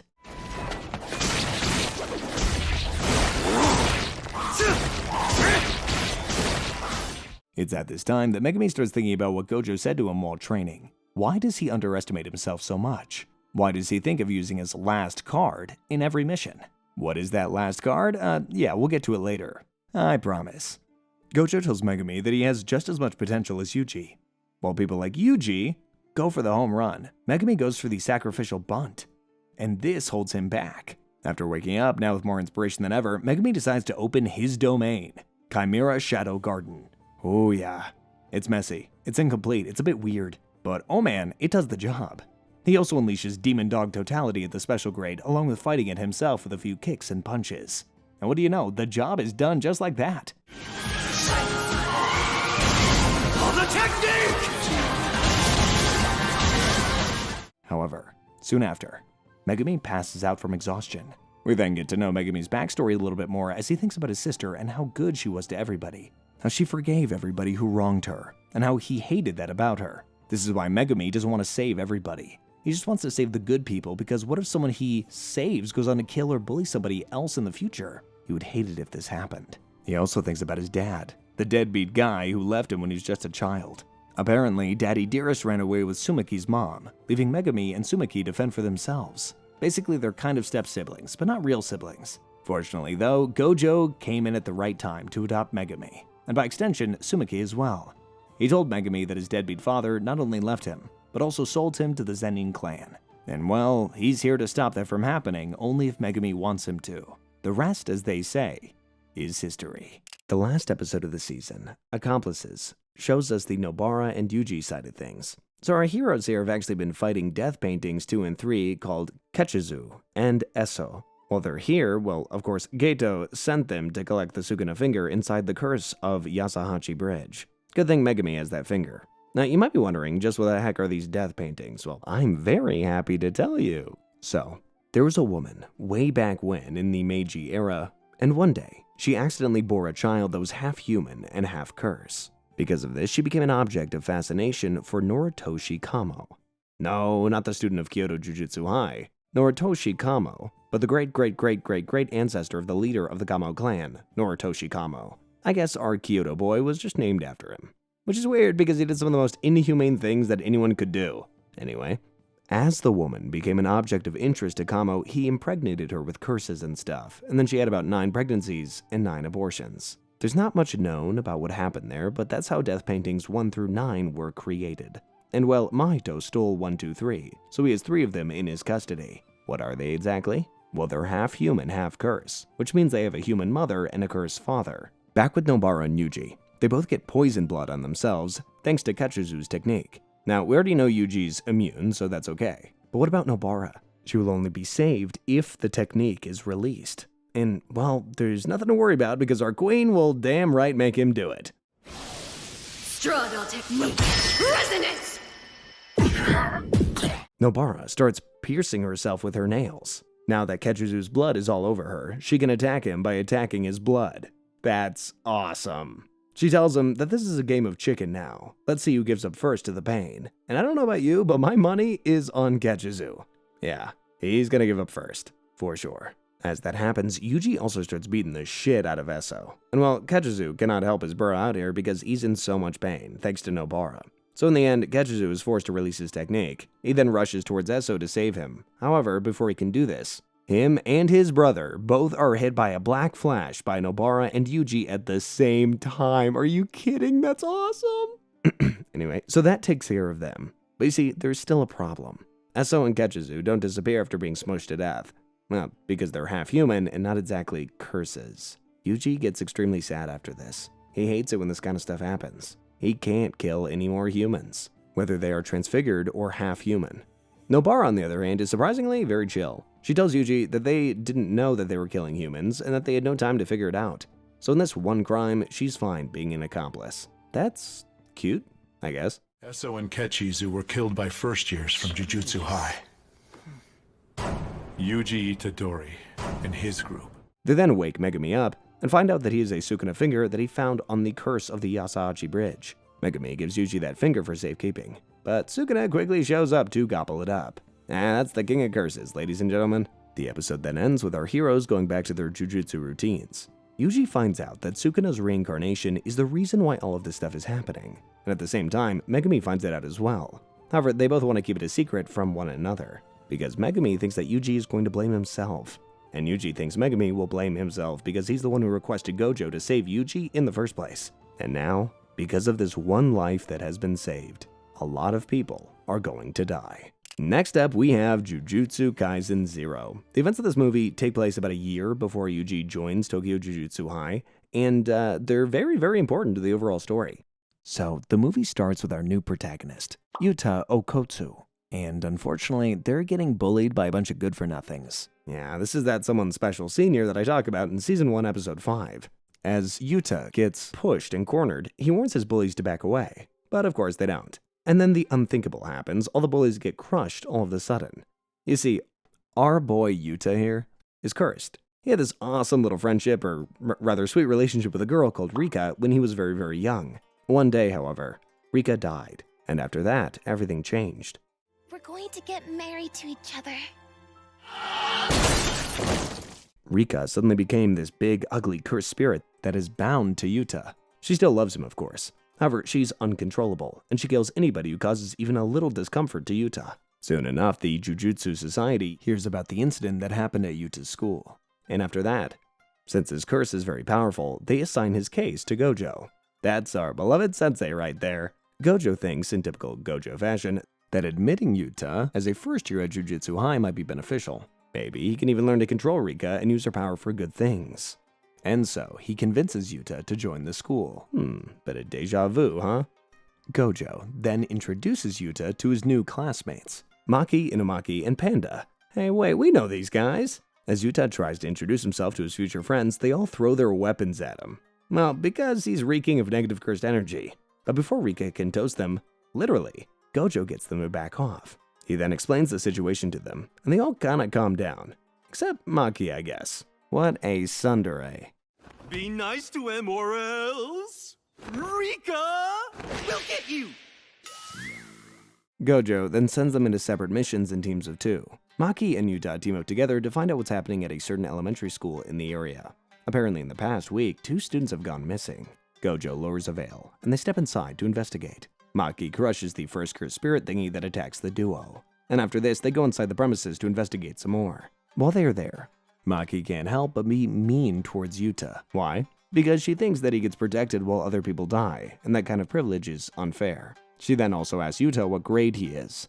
And when she takes his ID card to check for herself, she's shocked to find out that he's graded as a special grade. Whoa. Well, that definitely shocked me too. They aren't able to talk about this stuff much after that. Well, because a cursed spirit comes in and literally gobbles them up. What's worse, Maki's cursed duel gets left behind, so now she's basically useless. Maki and Yuta both end up in the cursed spirit's stomach. They also find the 2 students that were basically sent to find right there in the tummy. But, well, what's the use? Because they're all kinda stuck. Maki asks Yuta why isn't Rika coming to protect him? To which Yuta says he doesn't know. He can't control when Rika comes out. Soon after, Maki starts getting affected by a certain weird phenomenon and faints, which pisses our boy Yuta enough to scream Rika's name all over the place. He even wears the ring that Rika gave to him as a kid to connect to her spirit even better. And what do you know? It actually works. Rika chimes in, and everybody is saved. Look at me! I'm so pretty!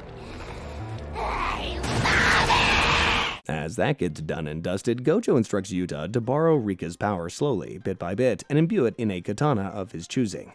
In this way, he won't be so useless when he goes on a mission next time. However, he also has to learn how to properly wield a katana for that to work. And who better to teach him than the best cursed tool user around, Maki Zenin. The movie goes through a bit of a training montage after this, and months go by just like that. There's this one thing that happens where Panda asks if Yuta likes them big or small, but I'm not going to talk about it because my mom taught me better. What I will tell you is that I am now the biggest Yuta Maki shipper. Maki! Huh? You have a shot!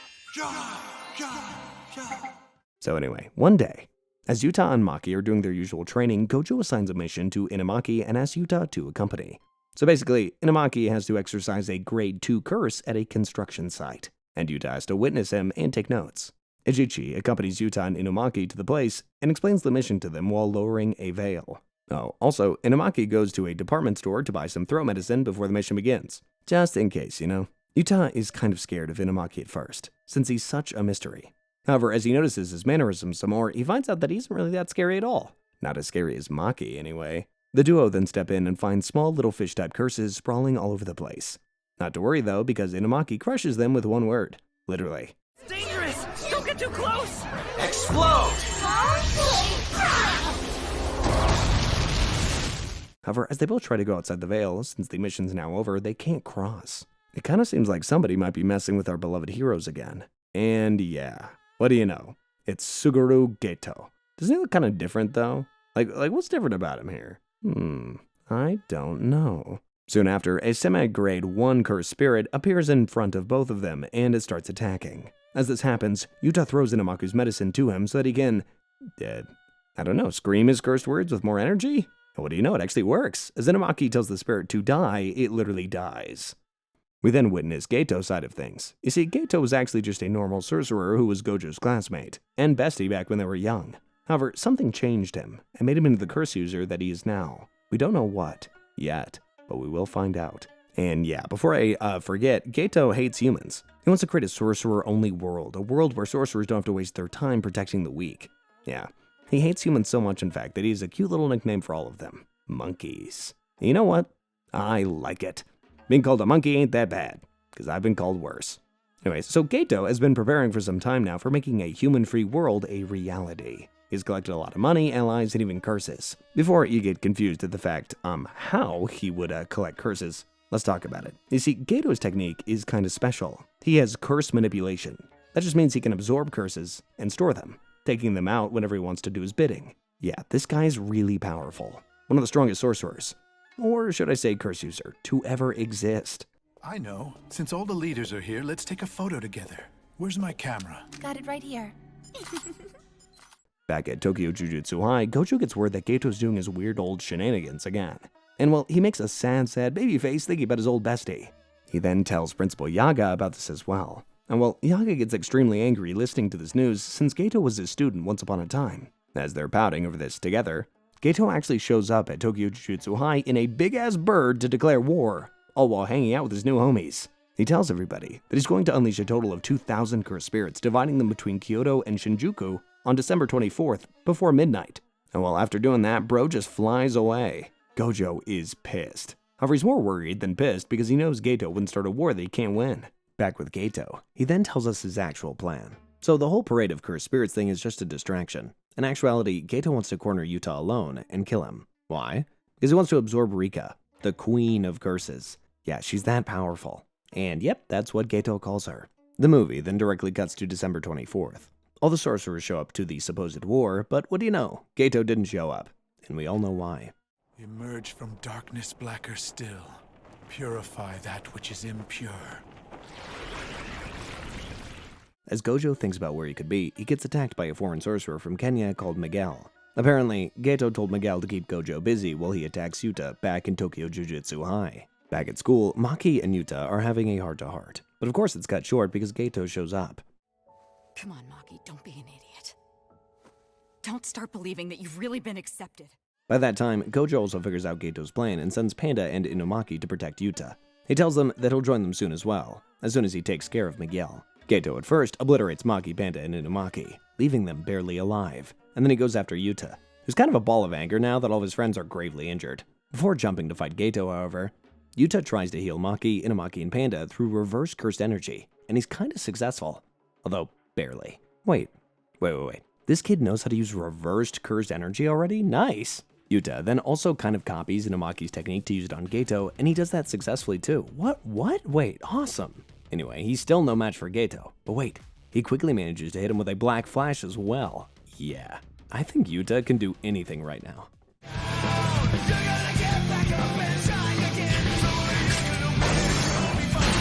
To combat all that goodness, Geto combines all of his cursed spirits into one ball to shoot at Yuta. Oh boy. He also unleashes a special grade cursed spirit called Kuchisaki Ana on top of that. However, to fight it, Yuta kinda kisses Rika, promises himself to her for borrowing all her power, and unleashes all that energy to blast Geto to oblivion, leaving him kind of half dead. What just happened? As the fight ends, Gojo comes in to talk to Geto, still looking at him with baby soft eyes filled with love. Everything is finally resolved. But wait, what about Rika's curse? Well, as it turns out, it wasn't Rika that cursed Yuta. It was the other way around. Way back when Rika got into a serious accident, Yuta refused to accept her death, chanting things like, "Please don't die," again and again. And since Yuta belongs to a very strong sorcerer bloodline, he accidentally converted Rika, her soul and all her love for him, into a powerful curse. We also find out that Yuta and Gojo are actually distant relatives. So of course, bro had to be really powerful. And this is kinda where the movie ends. Don't be sad though, because we're now onto the next season. Here we go. Season 2, Episode 1, Hidden Inventory Part 1, takes place when our beloved sensei Gojo was a high schooler. He was in his second year of jujutsu training at Tokyo Jujutsu High, along with Suguru Geto and Shoko Ieri. Yeah, that official doctor lady that we talked about earlier. The episode kicks off with Utahime and Meimei, who are in their third year right now, taking on a special mission at a haunted place. However, for some reason, they're taking too long to get it done. No one from both the Jujutsu Highs can contact them either, and so Principal Yaga, who's only Teacher Yaga in this timeline, sends Gojo along with Shoko and Geto to check out if something's wrong. Our gang reaches there, and, well, they take care of stuff alright. You crying? No, I'm not crying! Be more polite! Gojo and Utahime fight like they always do. Geto and Gojo show off their immense strength like they always do. And Material Girl Meimei thinks about overcharging her fee again, like, yeah, you get the point. Shoko mostly just chills about and smokes around as all this happens. Yeah, like she always does. What these people don't do, however, is cast a veil. Such dum-dums. Because of this, the normal public get to see some weird jujutsu stuff, which is totally not good. As a reward for this, Teacher Yaga punches Gojo on the head because he was the main culprit. Our gang then plays basketball together, all while Gojo complains about how casting a veil isn't really necessary. He tells Geto that non-sorcerers can't even see curses, so why does it even matter? To which Geto reminds him that the negative emotions from non-sorcerers are the reason behind the existence of curses in the first place. It's the responsibility of a jujutsu sorcerer to keep the non-sorcerers as happy and calm as possible. Not casting a veil and exterminating curses, all while creating chaos in broad daylight, would achieve the opposite. Pretty good point. Gojo, however, just pouts at Geto's response, and kinda calls him a goody two-shoes for thinking so much about non-sorcerers. Yeah, who would have thought Geto was like this in his youth? Not a monkey like me, for sure. When are you gonna quit making yourself feel better by spouting all this bullshit? Perfect time for a smoke break. Anyway, as this happens, Yaga comes in and assigns Gojo and Geto a special mission. A mission that they're about to fail, but we'll get to that soon enough. Yaga tells Gojo and Geto to protect a certain special girl for about 2 to 3 days. Meet Riko Amanai, Tengen's vessel who needs to be protected at all costs. Why? Okay, bear with me here for a second. You remember Tengen. Okay, great. So Tengen's curse technique is immortality, but that doesn't grant her eternal youth. So in every 500 years, she has to merge with a vessel to achieve a sort of rebirth. If she fails to merge, she will evolve into a higher being without free will. And that will probably suck. Also, she then won't be able to manage all the barriers of protection and secrecy. All the barriers that jujutsu sorcerers cast, including shadow veils, are strengthened by Tengen. She also protects the location of top-secret objects in Jujutsu High by using multiple veils to hide them. And so, her being in control of her actions is kinda necessary for the Jujutsu Society to thrive. But by any means, if you didn't get it through my explanation, Gojo here will explain it to you in even simpler terms. I get it now. It would be fine if he digivolved into Metal Greymon, but we can't have him turning into Skull Greymon, so we help start him off from the beginning at Koromon. Yaga then tells our strongest duo that there are 2 groups that are actively trying to kill Riko. The curse user group Q, who just want to cause chaos in the Jujutsu world, and so yeah, that's why they're doing it. And the Star religious group who basically worship Tengen and consider Riko an impurity, and they don't want her to merge with their supposed god. So that's why they want to kill Riko as well. As the episode ends, Gojo and Geto get attacked by Q, but who cares, because look, we have a brand new character here, and he looks really cool. Meet Toji Zenin, or more accurately, Toji Fushiguro. Yeah, he took his wife's name. And yep, he's Megumi's dear old dad. Ooh, things are about to go down, huh? The next episode, Hidden Inventory Part 2, kicks off with Gojo and Geto finishing off Q without a sweat. Wow, what disrespect. They then finally meet Riko and her personal caretaker, Misato Kuroi. Riko looks like a typical teenage brat to Gojo and Geto. She blabs about how merging with Tengen will make Tengen merge with her too, and how it's such an honor. However, to our heroes here, she feels like she's in denial regarding all of it. In my heart, my soul will live on after the assimilation. You changed your home screen? Isn't she hot? Listen! As they secure her though, Gojo thinks they should take Riko to Tengen before the day of merging itself, so she can wait it out and be safe inside the barriers. However, Tengen specifically orders Gojo and Geto to let Riko enjoy the little time that she has left, and agree to whatever wishes she may have. Geto feels the same about this, since, well, Riko is very young, and she barely has any time left out in the real world. so in the end, Gojo has to agree as well. Back with Toji, you see, Toji is the great sorcerer killer here. A killer hired by Star Religious Group to kill Riko.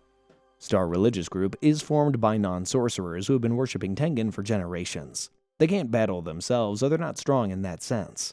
However, they do have money. And lots of it. And you know who works for money? Toji. And he's a greater threat than Curse User Group Q could ever hope to be. However, even the sorcerer killer needs a solid plan before approaching the great Satoru Gojo. A sorcerer born with that much talent is as rare as a pure blue diamond. Toji knows that Gojo is definitely the strongest sorcerer of the modern era, so of course, killing him won't be easy, at least through above-the-belt methods, and so he devises something below the belt for that purpose. He puts a 30 million bounty on Riko's head on an underground website for Curse users. And, it makes a lot of Curse users show up to kill Riko, making the job of our heroes too effing difficult, as well as draining. Toji does this because he wants Gojo as tired and worn out as he can be when he finally shows up to attack him. Back with Gojo and Geto, the Curse users start showing up like maggots all of a sudden, all with nothing but one goal, to kill Riko. Geto manages to kill an old Shikigami user with ease, showing his physical prowess. Meanwhile, Gojo takes care of a clone technique user all quick-like as well. He also tries to use reverse curse technique on him, but fails. Because, well, here, Gojo is young and still learning. He might have the best technique of all, but he's still a kid familiarizing himself with it. So he still doesn't know how to create reverse cursed energy to heal himself or to create an opposite effect of blue, his main technique. By extension, as you might have guessed, he doesn't know how to do purple as well.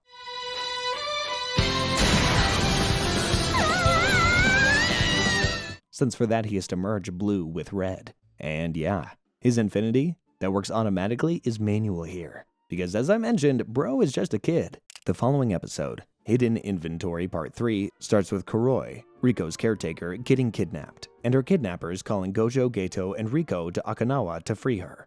Our heroes are able to do this pretty quickly, and all four of them then enjoy some downtime in Okinawa.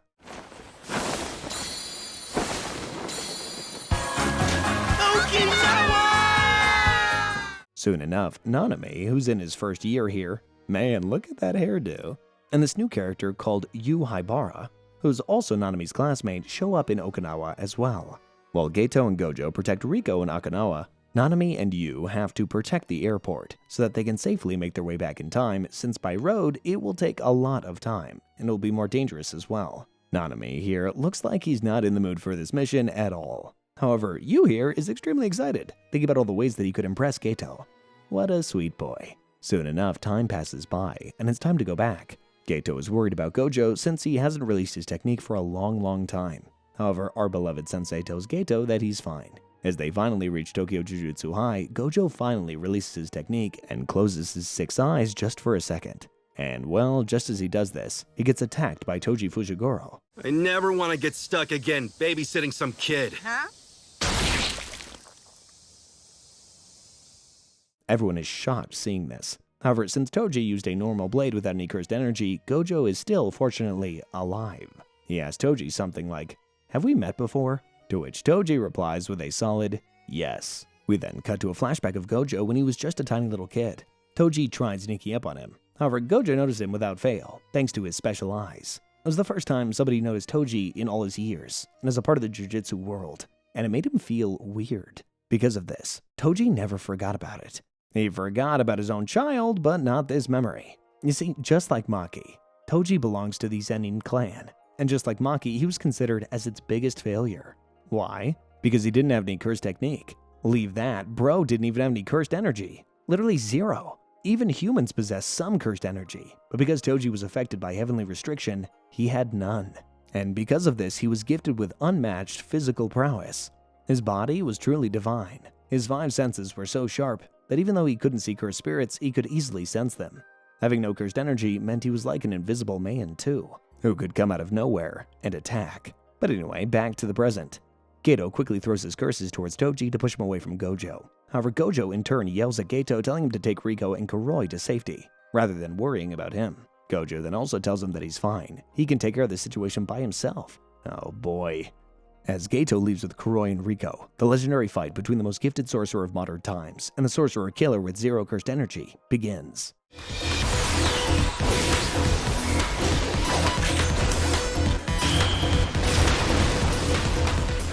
Gojo quickly realizes that Toji not having cursed energy essentially makes him invisible, and so he destroys all the hidden spaces near him with a blue attack. He then also starts focusing his 6 eyes on Toji's cursed tools. Toji might not have any cursed energy, but his tools definitely do. However, all attempts fail when Toji attacks Gojo with thousands of little bugs filled with cursed energy. How can Gojo single Toji out with this much distraction? Gojo then also starts thinking that maybe Toji left. Maybe he went after Geto. And just as he thinks that, Toji appears out of nowhere with Inverted Spear of Heaven, a special grade curse tool with the ability to cancel out curse technique. Wow, this is really bad. Toji quickly cancels out Gojo's Infinity Barrier with Inverted Spear of Heaven and stabs him right in his neck. He then goes on to stab Gojo in his legs and arms as well, leaving him dead.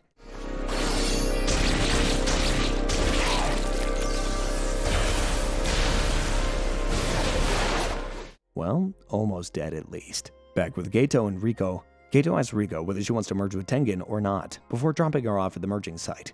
Hearing this, Riko starts crying and tells him that no, she doesn't. She still has a lot of life left in her. She still wants to live. To that, Geto smiles and tells her that she doesn't have to merge with Tengen if she doesn't want to. In fact, he also mentions that he and Gojo both will assist her in whatever kind of life she chooses from here on out.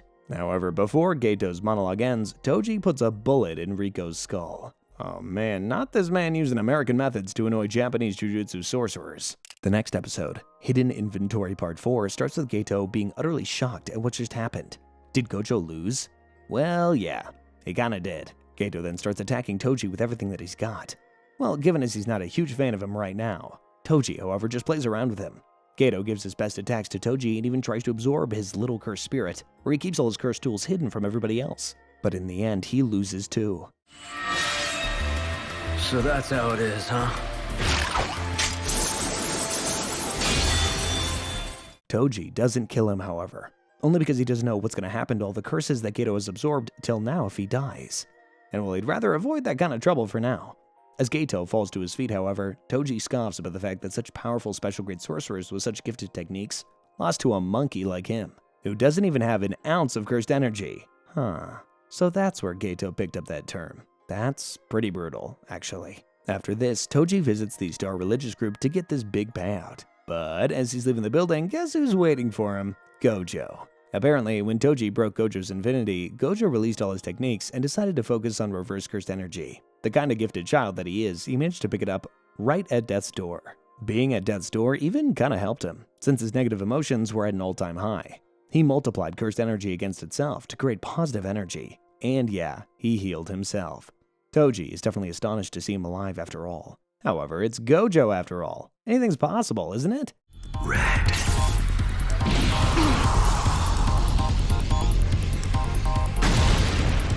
Toji prepares for round 2 with Gojo, but something feels off. His superior instincts as a superhuman guy are telling him to run away, but he doesn't want to. The Zenin clan rejected him. The Jujutsu Society rejected him.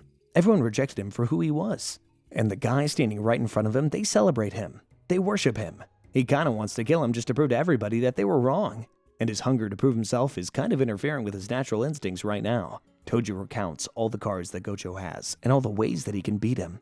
He can deal with blue. He can deal with red now that Gojo has RCT. So yeah, that's gotta be it, right?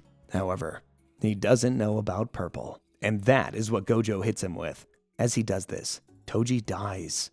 For real dies. In his last moments though, he remembers Megumi. His last words, "My kid will be sold to the Zenin clan in about 2 to 3 years. Do what you will with that information." All to try justifying my life. But that was the moment I truly lost. After taking care of that, Gojo then retrieves Riko's corpse from the Star Religious Group. Geto rushes there to check on things as well. As they meet, Gojo asks Geto if he should kill all these nasty non-sorcerers. And well, Geto says no. Jujutsu sorcerers can't harm human beings. And that is where the episode ends. The next episode, Premature Death, opens with a bit of a time skip. Months have passed since the last episode, and while Gojo has grown to an unbelievable level, Geto is still stuck thinking about the events of the past. It's like they're traveling in opposite directions, moving far away. Gojo has already learned to use his Infinity Barrier automatically, all while simultaneously flowing RCT to his brain so that it remains fresh at all times. Geto, meanwhile, doesn't even recognize his own reflection in the mirror anymore. He thinks about how it feels when he absorbs curses into his belly, how they taste like rags, drenched in shit and vomit. yet he does it because he's a Jujutsu sorcerer. Curses are made from the negative emotions of humans, and Geto keeps all of that in his belly. He does it all to protect them. But lately he's been thinking, do they even deserve protection? One day, Geto goes outside to sit for a bit and he crosses paths with Yu Haibara. Yu, apparently, is going on a special mission and he's super excited to impress Geto when he takes care of it alone. He even asks him if he should bring a souvenir for him when he gets back, to which Geto tells him to bring something sweet, since Gojo prefers sweet stuff. Wow, I'm really feeling bad for Geto here. I like doing something not everybody else can do, and I like working hard. Geto is then interrupted by none other than Yuki Tsukumo. Yep, we met her earlier. She asks Geto her trademark question, what kind of women do you like? Geto doesn't answer. However, he in turn asks her, who the hell are you? Yuki then introduces herself and tells Geto what she does. Apparently, she's a special great sorcerer working on ridding the world of cursed spirits. She says it can either be done by teaching every human to maintain their flow of cursed energy, or removing cursed energy from existence itself. Geto then tells her that there might be another way, killing all non-sorcerers. Yuki laughs to that, and says she isn't crazy enough to do that yet. Days pass by, and another bad news chimes in. Yu Haibara is dead. He was killed while on duty. Nanami is pissed. How could this happen? Why are sorcerers always understaffed? Why do a lot of us have to take missions out of our leagues? Why can't we send Gojo to do everything since he's practically a god now? Geto is pissed too, almost too pissed, and one day he snaps.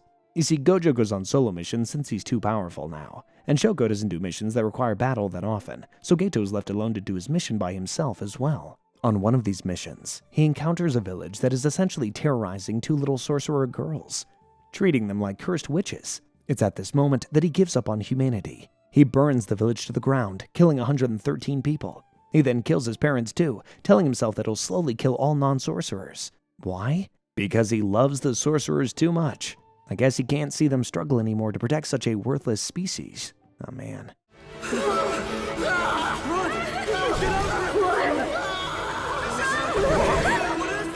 It's because of his love for sorcerers that he wasn't fatal to Yuta, Maki, Panda, and Inumaki as well. He came to kill, but he's clearly holding back. Wow, this man's gonna make me cry. As Yaga and Gojo hear about this, they snap too. Yaga tells Gojo that Geto has been sentenced to death by Jujutsu laws, and well, when Gojo goes to capture Geto so that death sentence can be carried, he just can't seem to do it. He yells at Geto on top of his lungs that he's being crazy about this killing all the humanity stuff. And well, to that, Geto just calmly replies that maybe if he was as strong as Gojo, his dreams wouldn't feel so crazy.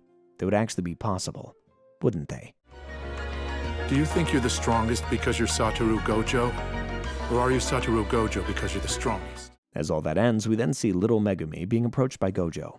Gojo tries to tell him about his father. However, Megumi stops him, telling him that he doesn't even remember his face anymore, so it doesn't matter. With this, we're back to the present. Wow, what an episode.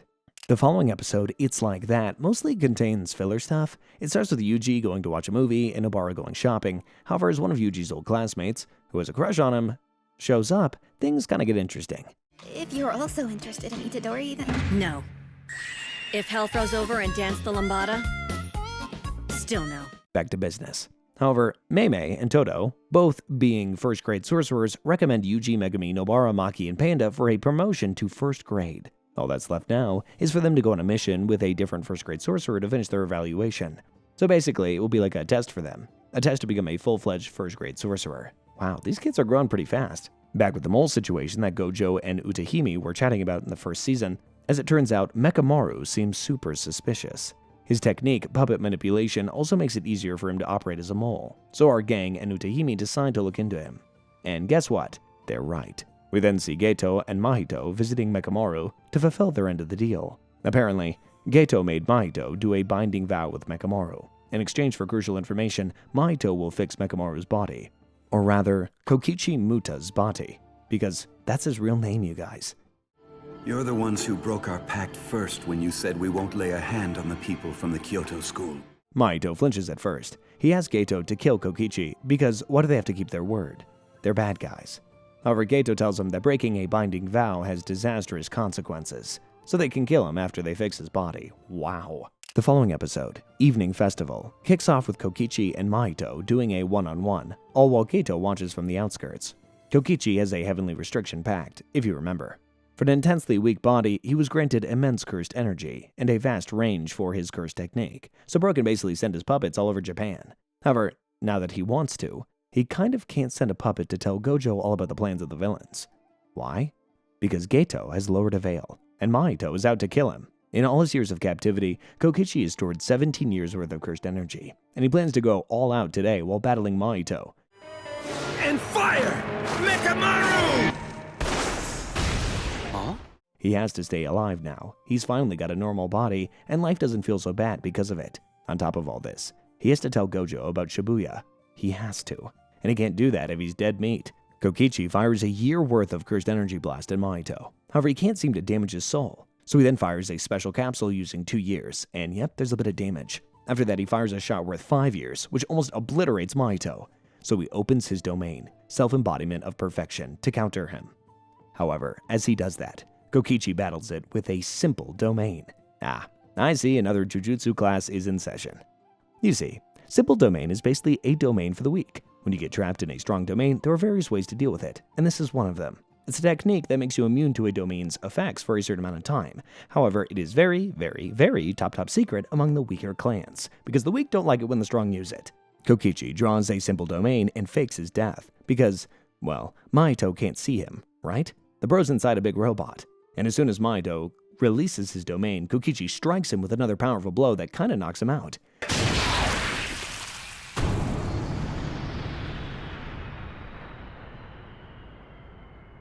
Kokichi then goes for Geto, thinking that he took care of Mahito with that blow. He was weak after casting a domain after all. However, Mahito is still in the zone. He strikes back, and well, that's it for our boy Kokichi. In his last moments, he thinks about Miwa and how he wanted to spend time with her. We then cut to the main event of this arc. On the night of Halloween, the big bad villains begin their big bad plan to seal Gojo. Yeah, that is their main goal. They've lowered all kinds of veils to execute their plan. However, we'll get to all sooner or later. At the same time, the evaluation tests of our budding sorcerers are taking place. Nanami is with Megumi and Takuma Ino, another one of Nanami's mentees. Yuji is with Meimei and her brother, Ui. Maki and Nobara are with the head of the Zenin clan, now Bito Zenin, and Panda is with the second-year teacher at Tokyo Jujutsu High, Atsuya Kusakabe. The following episode, Shibuya Incident, continues where we left off, the day of the big plan of the big bad villains. Yeah, and it takes place in Shibuya, of course. It starts with a veil trapping all the non-sorcerers inside of it. As our heroes get word of this, they also get word that the non-sorcerers keep asking for Gojo to come inside the veil. Looks like a trap, but what the hell. It's Gojo. He can handle it, they think. And so the higher-ups tell Gojo to deal with it alone. Meanwhile, all the other sorcerer teams remain on standby until further notice. Gojo steps inside the veil and looks around a little bit. Back with Yuji's team, Meimei tells Yuji that they've received new orders. You know, you're not like any ordinary woman yourself, big sister. Oui. You are truly adorable, and that's why I love you. Here you go, saying stuff you don't believe. They have to go to a nearby subway station because, well, there's a veil there as well. As they reach it, Meimei takes care of the transfigured humans scattered all over the place. All while Yuji battles a grasshopper-cursed spirit called Kogai. He asks him if Mahito's around, to which he replies, yeah, he's on the lowest floor. Yuji then gets riled up thinking of ways he wants to crush Mahito, and while doing that, he beats Kogai into a pulp faster than usual. He also finds a screw kind of thing and gives it to Meimei. They then conclude that these screw thingies are basically keeping these complicated veils intact. Oh yeah, and Meimei also praises Yuji for his growth, by the way. She says she hasn't seen anybody without a cursed technique grow to such levels. Well, anyone other than Kusakabe at least. Back to Shibuya, we actually find out a bit about Geto's plan. So basically, Gojo's technique is supreme. However, to give it a handicap, Geto made sure to put humans all around him so that he cannot use it to its full potential. Geto's sure Gojo won't be able to use super techniques like red and purple in a situation like this, without hurting hundreds of humans who get in the way.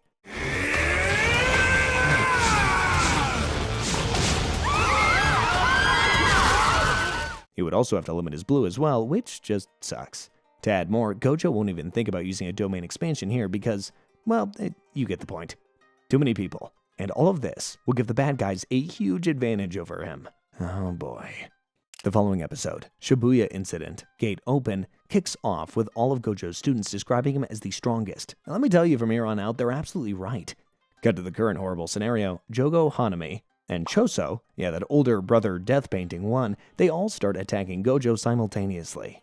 However, even after such handicaps, Gojo is confident that he can take care of all of them. At first, Jogo and Hanami hit Gojo with a domain amplification.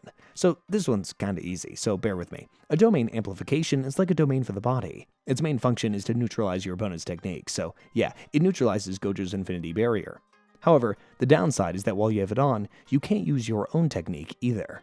Back to the fight, Gojo releases his technique and starts hitting Jogo and Hanami with his bare hands. Jogo is astonished. What can this man not do? Got you. This is where you're weak, right?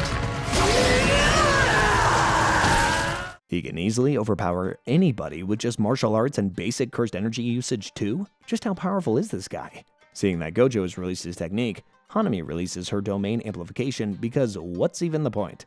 However, as she gets ready to attack with her tree thingies, she's toast. Because, well, Gojo released his technique to lure her to do exactly that. Wow. These visuals are beautiful. Gojo's gone crazy, and I'm loving it. Look at how Jogo's running now, and our dear old sensei has chased him like a possessed witch. Oh my god.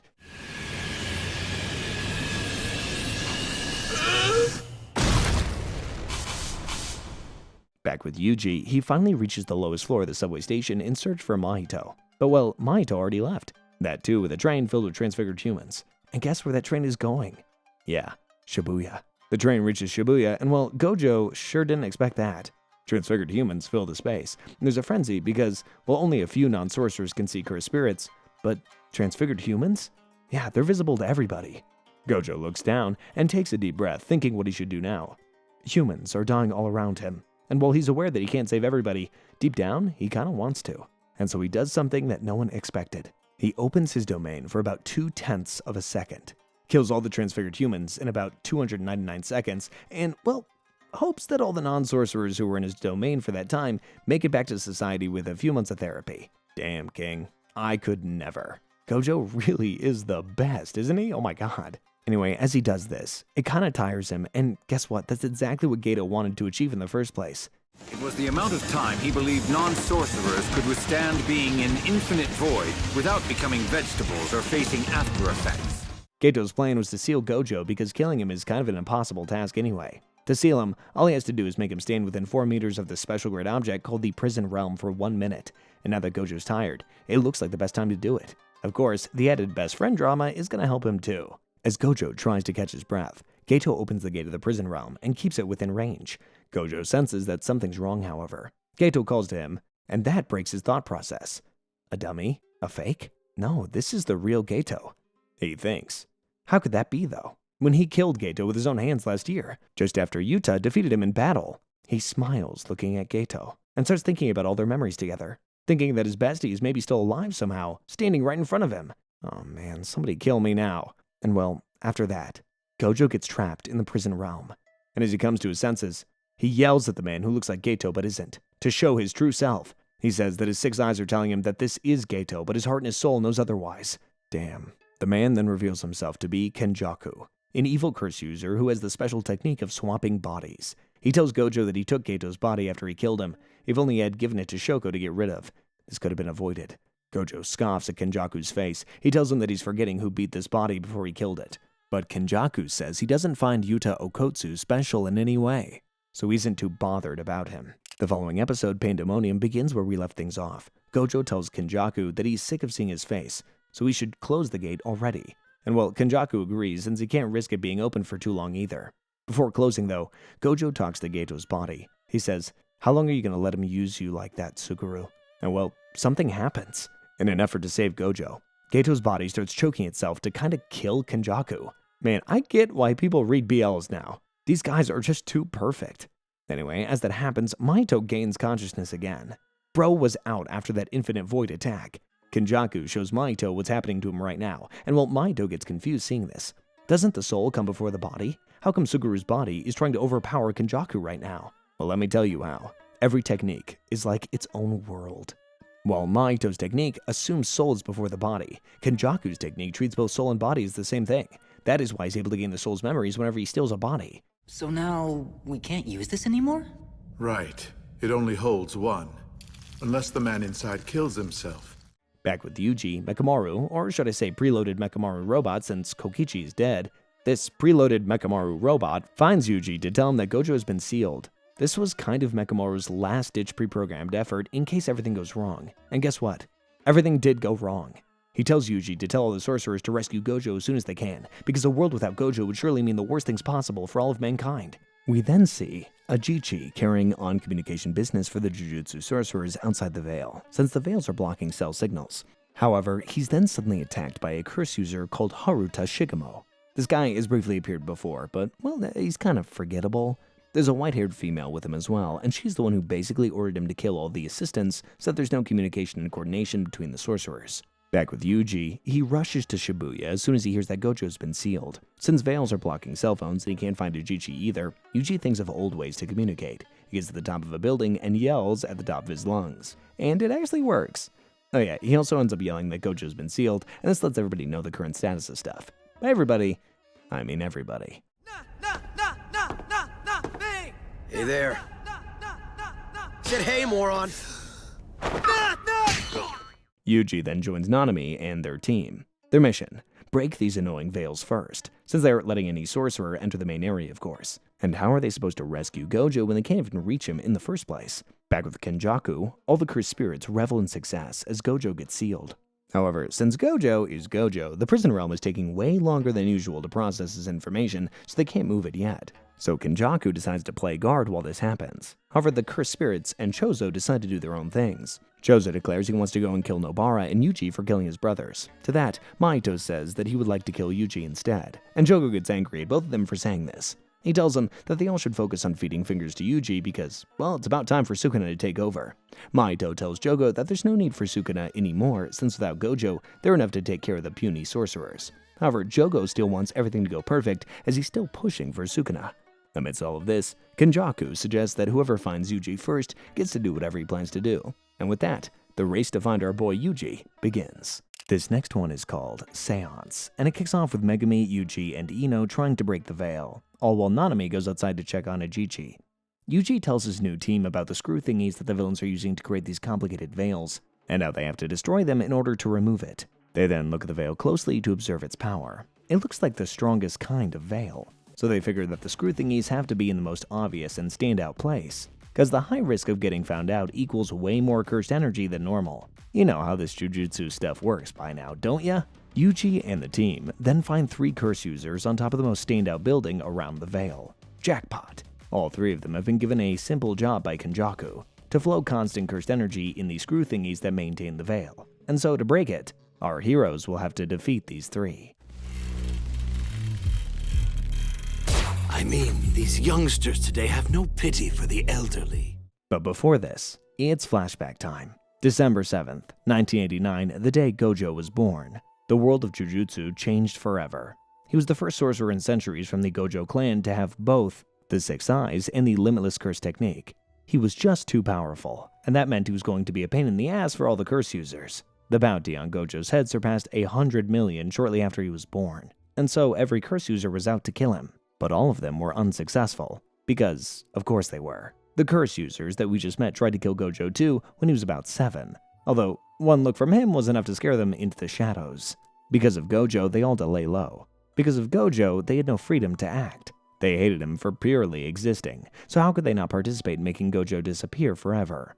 Now that he's gone, all of them are free, and all of them are celebrating with blood. Back to the present, Yuji and Megumi take on the short bald guy, and Ino decides to take on the granny and grandson duo. Ino has a technique called Auspicious Beast Summon. It's basically a seance type of technique that allows Ino to summon and utilize the abilities of 4 auspicious beasts: Kaichi, Riki, Kirin, and Ryu. And through pure coincidence, we find out that the granny also has a seance type of technique. She can summon any dead person she wants as long as she has their DNA, and shapeshift herself or any willing participant.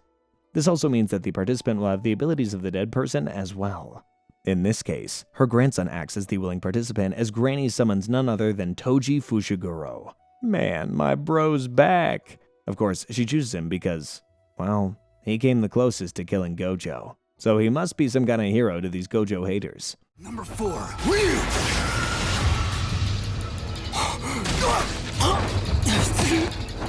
Back with Yuji and Megumi, they're beating Baldy with all they've got, yet not a single scratch on him. Yuji gives him his strongest punches, Megumi gives him Demon Dog Totality, who was able to injure a special grade too. However, it can't injure this guy. It makes no sense to Megumi since he can't sense anything special about him. Plus, he's one of those guys who's scared of Gojo, so he can't be stronger than a special grade. Why the hell aren't they able to damage him? Well, it takes a bit, but Megumi realizes just what's going on as he releases his rabbits to attack Baldi. Baldi's technique is inverse, which means the stronger the attacks are, the weaker they get when they hit him, and vice versa. To this, Yuji says that they should hit him with a forehead flick. However, it really isn't that simple. If that was the case, the light breeze might have knocked him out. So there's definitely a lower and upper limit to this. The duo then plans and hit Baldi with 2 attacks simultaneously, one strong and one weak, to find the limit. And as they do that, Baldi is as good as toast.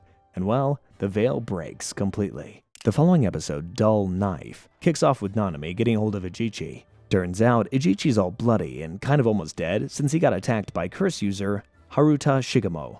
And Nanami isn't too happy. We then cut to Meimei, who's with her brother, or more like her biggest fan, Ui.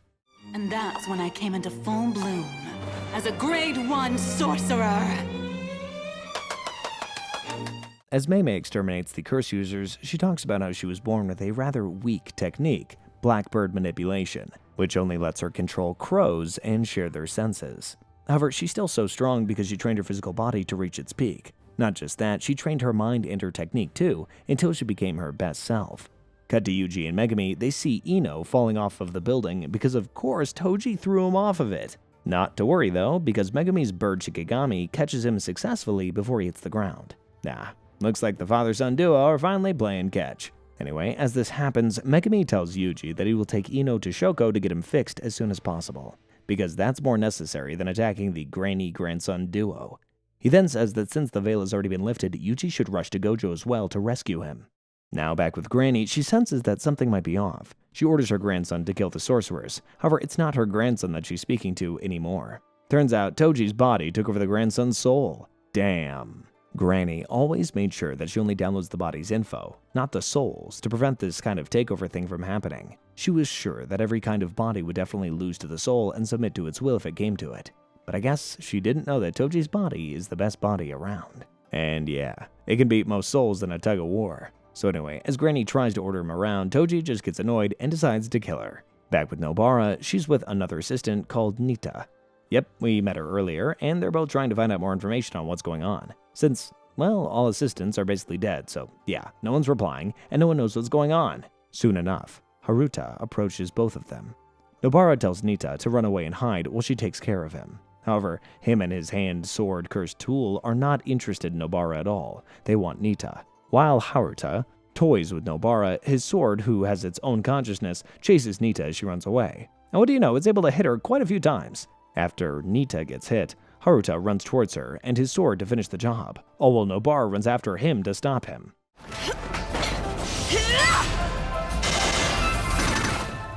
Too bad! However, as they reach each other, the sword punches Nobara with a lot of force right in the jaw, which takes her out for a little bit. Fortunately though, before things get too bad, Nanami shows up. Nanami cooks Haruta with little to no effort. Seriously. He grabs his little ponytail and asks him about how many allies he has. He also delivers a few jabs at him for doing what he did to those poor assistants. Way to go, Nanami. The number of your allies and their locations. Nobara helps a bit too. As Haruta's sword tries to attack Nanami from behind, she stops it on time with her nail attack. However, before Nanami can take care of Haruta for good, the bastard escapes. What a loser.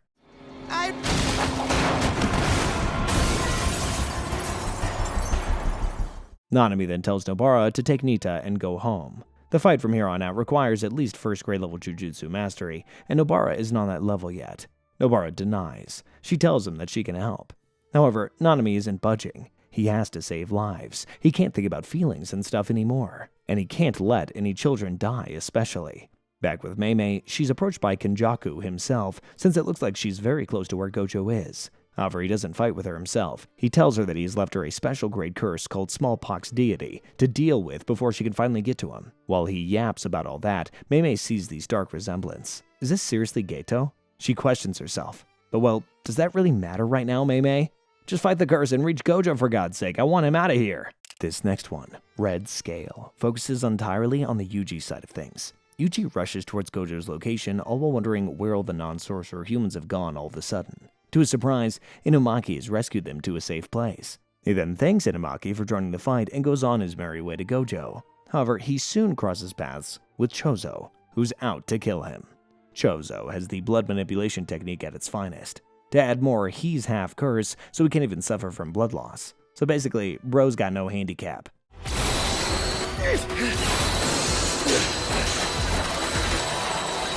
Chozo easily overpowers Yuji with his compressed blood attacks that act like bullets. However, Mekamaru comes in with a plan that can give Yuji the edge. He tells Yuji to lure Chozo to a washroom and break all the pipes. If there's water all around him, Chozo won't be able to do his blood attacks. And oh wow, he's right. Chozo does get limited to hand-to-hand combat for a while, and he takes a bit of a beating because of that as well.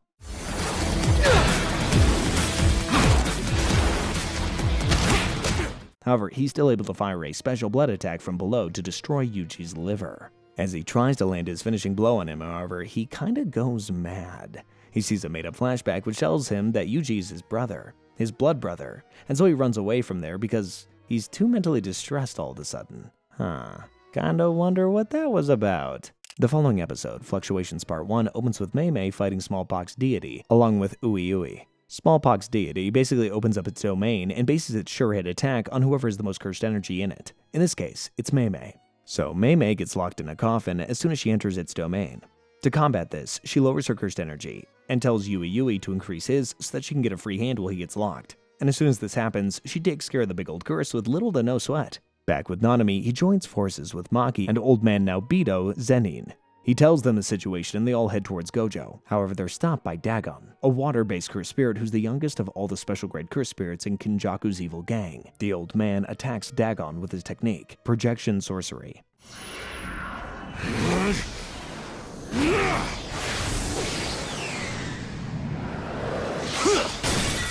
This one's a bit complicated, but bear with me. Basically, projection sorcery works like animation. It lets the user plan their next second, dividing it into 24 frames. And well, it makes him fast as hell.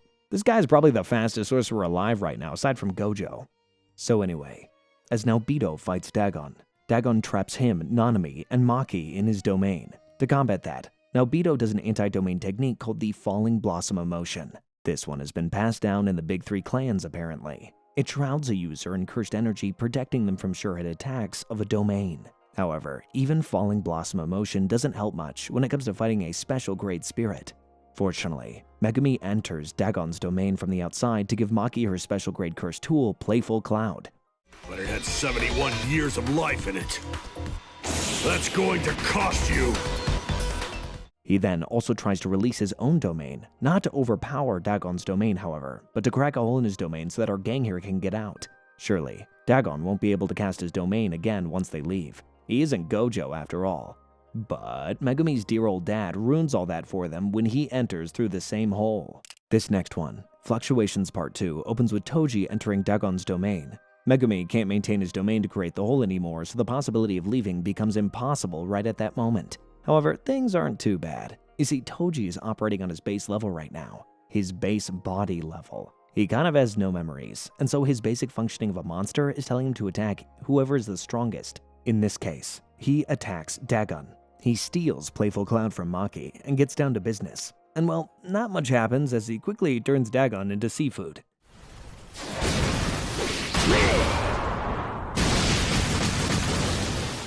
Seeing all of this, Maki asks Naobito who the hell this guy is, to which Naobito replies, he's a ghost. Megumi can't recognize him either, of course, because, well, why would he? One thing was certain though, Maki's found a sort of role model in him, since she could sense that he was also like her, but fully realized.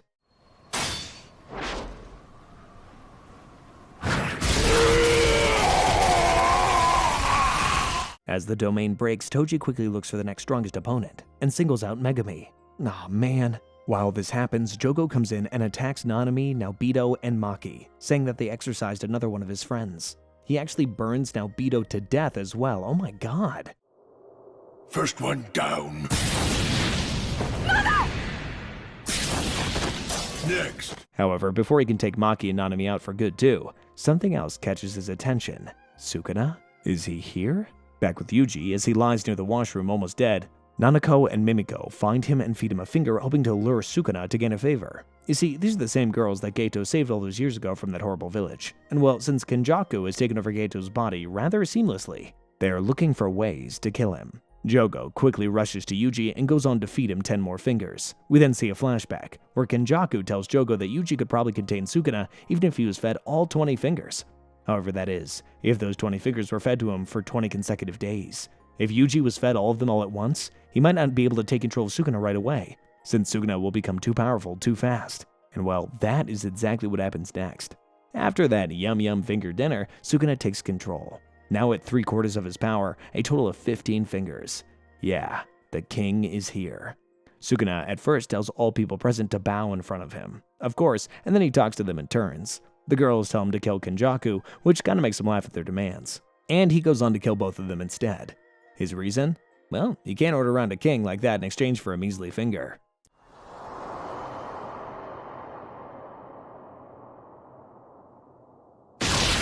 He then turns to Jogo, who tells him that he wants nothing. Kinda happy with this reply, Sukuna tells him that if Jogo is able to hit him with an attack that lands on him, he will work for his cause. Oh boy. The next episode, Thunderclap Part 1, shows us the Megami side of things. Apparently, Toji still can't recognize his own son, and he tries to beat the hell out of him. Megami tries to run as much as he can, even using his rabbit escape technique to fool Toji. However, nothing seems to work. He thinks to himself, this must be the fastest man alive. And he may be right. Back with Panda, we get to see just the kind of guy that Kusakabe actually is. Bro is just wandering here and there, giving empty chores to Panda to avoid going to the main area. His reasoning is simple. He doesn't want to come close to the things that managed to seal the great Satoru Gojo. We then cut to Megami again, who's still running for his life. However, he comes up with a plan to hit Toji by luring him in. As Toji comes close to him, though, he remembers. He then steps back, within a fraction of a second, and asks Megami his name, to which he replies, Fushiguro. Toji then puts his blade in his head in order to protect his son from his deadly body. His last words, he's glad it's not Zenin. Man, this guy always makes me sad. You mean your last name is not Zenin? That makes me glad. Back with Sukuna, he and Jogo are currently amidst a world-shattering one-on-one. They're burning buildings, they're destroying property, and well, everyone in Shibuya is basically like a worthless ant to them right now. Kusakabe and Panda get stuck in the middle of their fight as well, and Sukuna kinda toys with them, telling them to not move until he says so. And well, what choice do they have here but to oblige? Fortunately though, they're able to escape, being collateral damage to this heavy fight. Jogo is going all out. Meanwhile, Sukuna's just skating through all his fire-based techniques. He thinks to himself that he knew Sukuna was strong. But this strong? Are you kidding me? He then fires a meteorite at him. Literally, a meteorite that destroys almost everything nearby. But it doesn't even touch Sukuna. As Jogo reaches his limit, Sukuna aims a fire arrow attack at him, and he's done for. Wait, didn't Sukuna have a slicing and cutting technique? Where did the fire arrow come from? Well, we'll find out soon enough, I guess.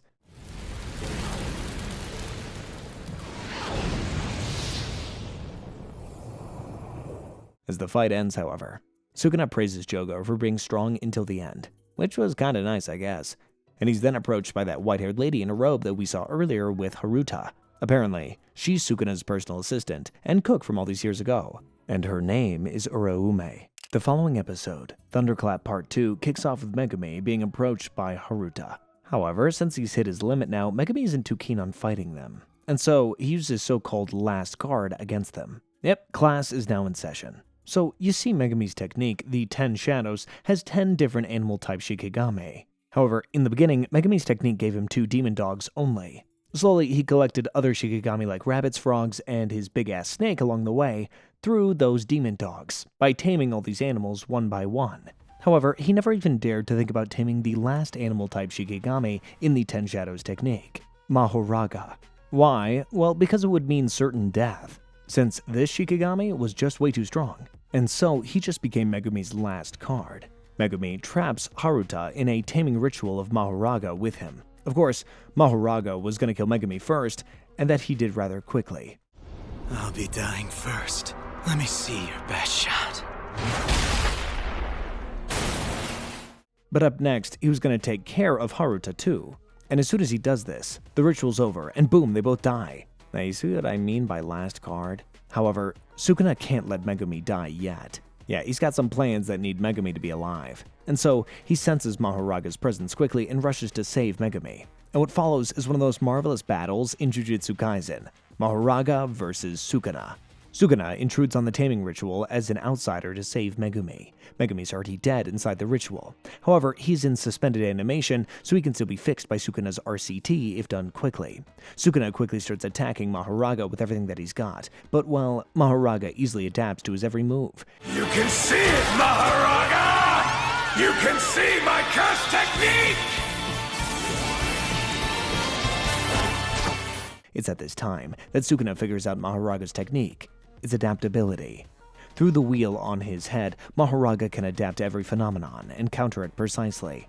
It's like a late throw in a rock-paper-scissors game. This is gonna be hard, Sukuna mutters to himself.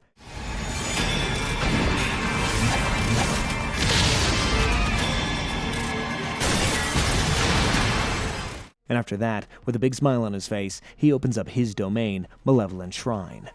While others' domains use barriers to create a space for themselves in reality, Sukuna's domain just takes over reality, just like that. It doesn't need a barrier at all. In fact, its range is about 200 meters from where he's standing, so it's fair to say that his domain is even more awesome than Satoru Gojo's Infinite Void. It's so awesome, in fact, that the narrator goes on to describe it as a masterpiece-level art, made on air without a canvas. Damn.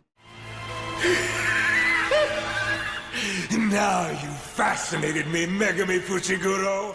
As Sukuna opens his domain, he ends up converting almost all of Shibuya into dust and rubble. His sure-hit slices hit everything from humans to buildings to objects in about a 150-meter radius. However, Mahoraga is still not giving up, despite being cut into a million pieces every second. He keeps on healing and adapting to Sukuna's slices. However, he finally gives out when Sukuna hits him with a brand new fire attack. I see what he did there. To kill Mahoraga, you have to one-shot him, because if he adapts even a little bit, you're as good as dead. With that over, Sukuna feels like he's losing control of Yuji's body again, and so he heals Megumi and leaves him outside Shoko's clinic. He then stands over the chaos he caused just as Yuji starts gaining his body back, in order to make sure that the brat doesn't miss what happened while he was out. Yuji finally wakes up and is of course in shock seeing how many people his own hands just murdered. He vomits and cries for their souls. He then commands himself to die, because all this is happening because he still lives, leaving all of us with a heavy heart. The episode then ends. The next episode, Right and Wrong Part 1, kicks off with Nanami walking around Shibuya with a half-burned body. He thinks to himself how awesome would his life have been if he moved to Malaysia, if he went to those beaches he always wanted to go, if he had time to read the books he always wanted to read. Unfortunately though, he is still a Jujutsu sorcerer and he's still fighting curses with all he's got, so he can't do that.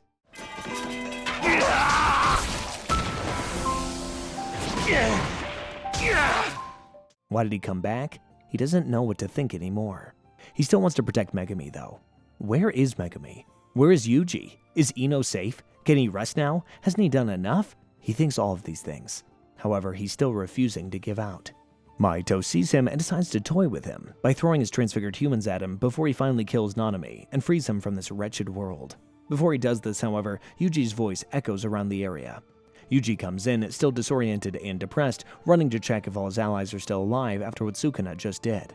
It's at this time he catches Mahito killing Nanami. Before he can do anything, however, it's already too late. In his dying moments, Nanami sees you. Yuji always did remind him of Haibara after all, and so he tells Yuji that he should take it from here, the burden of being a Jujutsu sorcerer. And after that, he dies. Oh man, things keep getting more and more insane. You take it from here.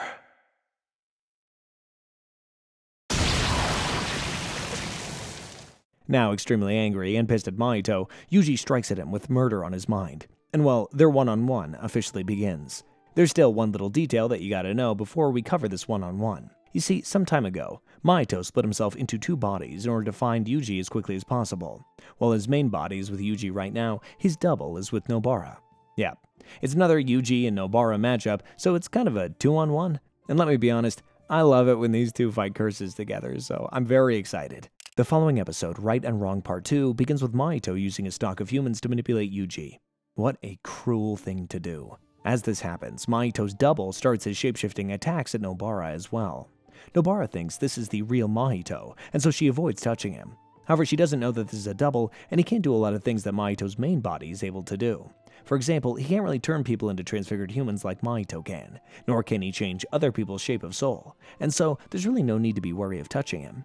Mahito's double takes this to his advantage. He's glad Nobara is avoiding contact and is tiring herself out by keeping distance. Nobara shoots a lot of nails at Mahito's double, but all of them miss him. However, as he starts boasting about him being superior, she activates resonance, and all the nails on the floor hit him at the same time.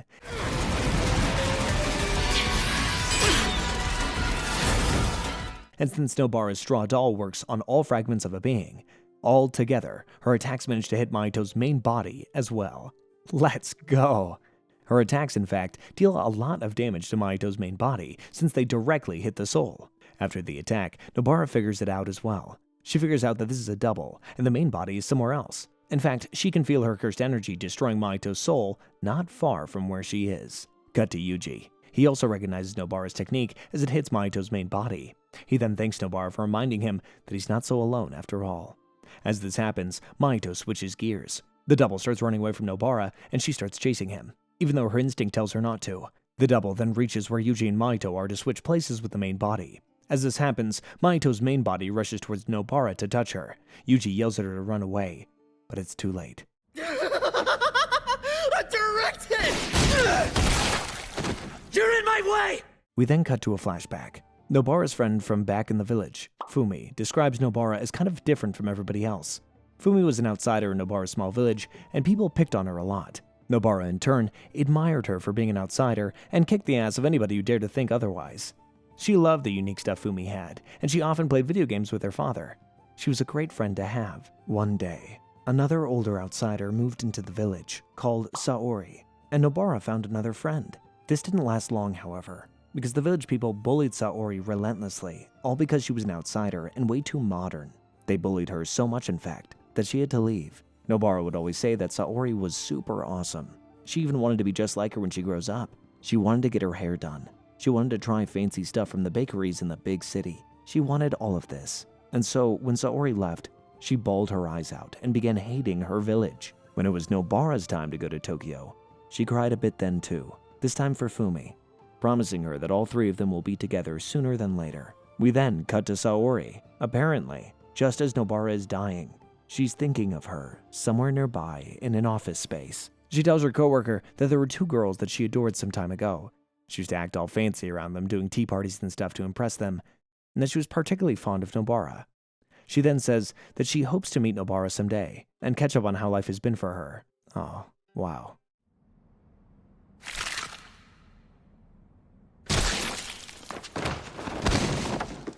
As Nobara gives out, she tells Yuji to tell everybody that life wasn't so bad. She got to meet a lot of great people, and she's glad. The following episode, Right and Wrong Part 3, kicks off with one of Yuji's happiest memories. He thinks about the time Nobara ruined Gojo's extremely expensive shirt as he sees her dead body right in front of his eyes. This breaks him. He can't stand anymore. He doesn't want to fight. He wants to give up. Mahito comes in and starts attacking Yuji again and again and again. However, Yuji just takes it. He can't live in a world like this, where one of his closest friends just died, where all the people that he cares about keep dying. Mahito shows off even more seeing all this. He finally broke Yuji and his resolve, and he's happy that all this turned out well. It's not some fight to correct a mistake! It's a clash of what we believe is right! And so, he goes for a finishing blow on Yuji. However, he can't, because Yuji just swapped places. Why? Because Todo's here. Oh, whoa. Apparently, Todo was with this Kyoto first-year dude called Arata Nita, on a mission to rescue Gojo too.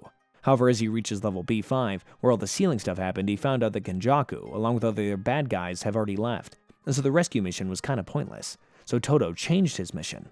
The new mission was to exterminate enemies and protect allies, but before this, he has to find where his bro Yuji is, 'cause of course he does. Back in the present, Todo and Arata have already found Yuji. Arata's technique Painkiller helps in the situation too. He relieves Yuji of all of his physical pain and stops his injuries from getting worse. He tells Yuji that he used the same stuff on Nobara as well, and so she might be able to make it. Oh, thank God. However, there is a very low chance, so Yuji shouldn't get his hopes up. Yuji then cries uncontrollably in front of Todo, that too in a fetal position. He tells him that he can't do it anymore. However, Todo is somehow able to heal his mind with his motivating words. He tells him that all the people who died wouldn't like him to give up like this when they fought till their last breath. And this works. Brother, you're a man amongst men. Don't limit yourself to such narrow-mindedness. We are Jujutsu sorcerers. The duo then stands up to crush Mahito, and I really hope they do. The narrator then also tells us that Yuji's working on 10% energy here, Mahito on 40, and Todo on about 90. However, they're all giving 120% in this fight. The episode then ends with Mekamaru saying his final goodbyes to Miwa, as she cries for him while traveling to Shibuya with Utahime, Kamo, Momo, and Mai. Apparently, to protect all these people, Mekamaru lured them away to the south of Tokyo before Halloween even began. However, they're back now, and they're ready to help. The next episode, Metamorphosis Part 1, is all about Yuji and Todo versus Mahito. Mahito sends a couple of advanced transfigured humans after Todo, all while coming after Yuji himself with full force. He keeps telling Yuji that they're the same, that he can't possibly beat him until he's ready to accept it. Back with Todo, Todo figures out that these transfigured humans burn through very quickly, and so he's to wait for them to burn their fuel before kicking their ass. He then gets back to Yuji and Mahito, and it's a 2v1 again. All three of them are totally in the zone, so much so that all three of them are hitting black flashes. Mahito tries to touch Todo to morph his soul, but Todo's too damn fast, and too damn clever, so he can't seem to do it. He's eager for a one-on-one though, and for that, Todo has to be defeated.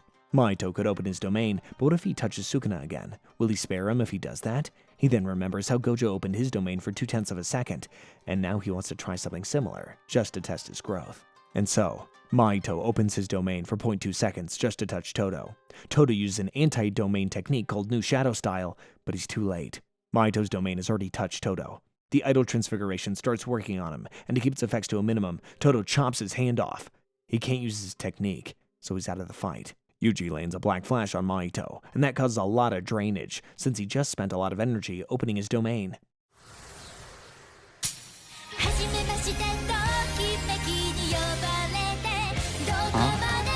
However, Mahito is grown now. He's even taken a new form, so he's still ready to tank Yuji's attacks by hardening himself. He can't take another black flash from him, however. Mahito thinks to himself, as Yuji is the only guy who can land a black flash on command. How can he do this? After that, as the fight goes on, Todo manages to distract Mahito just enough for Yuji to be able to land a final blow of Black Flash. And it's over. It's over. Mahito's on his knees, begging for his life, as Yuji walks towards him to destroy him. For Nobara, for Nanami, for Junpei, for Todo, for everybody that he cares about. He accepts that Mahito and him are similar after all.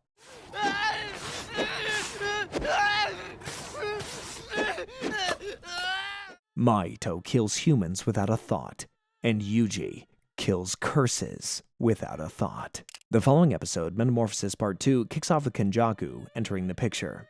He asks Mahito if he'd like him to save him, and of course Mahito begs for help. However, he doesn't save him.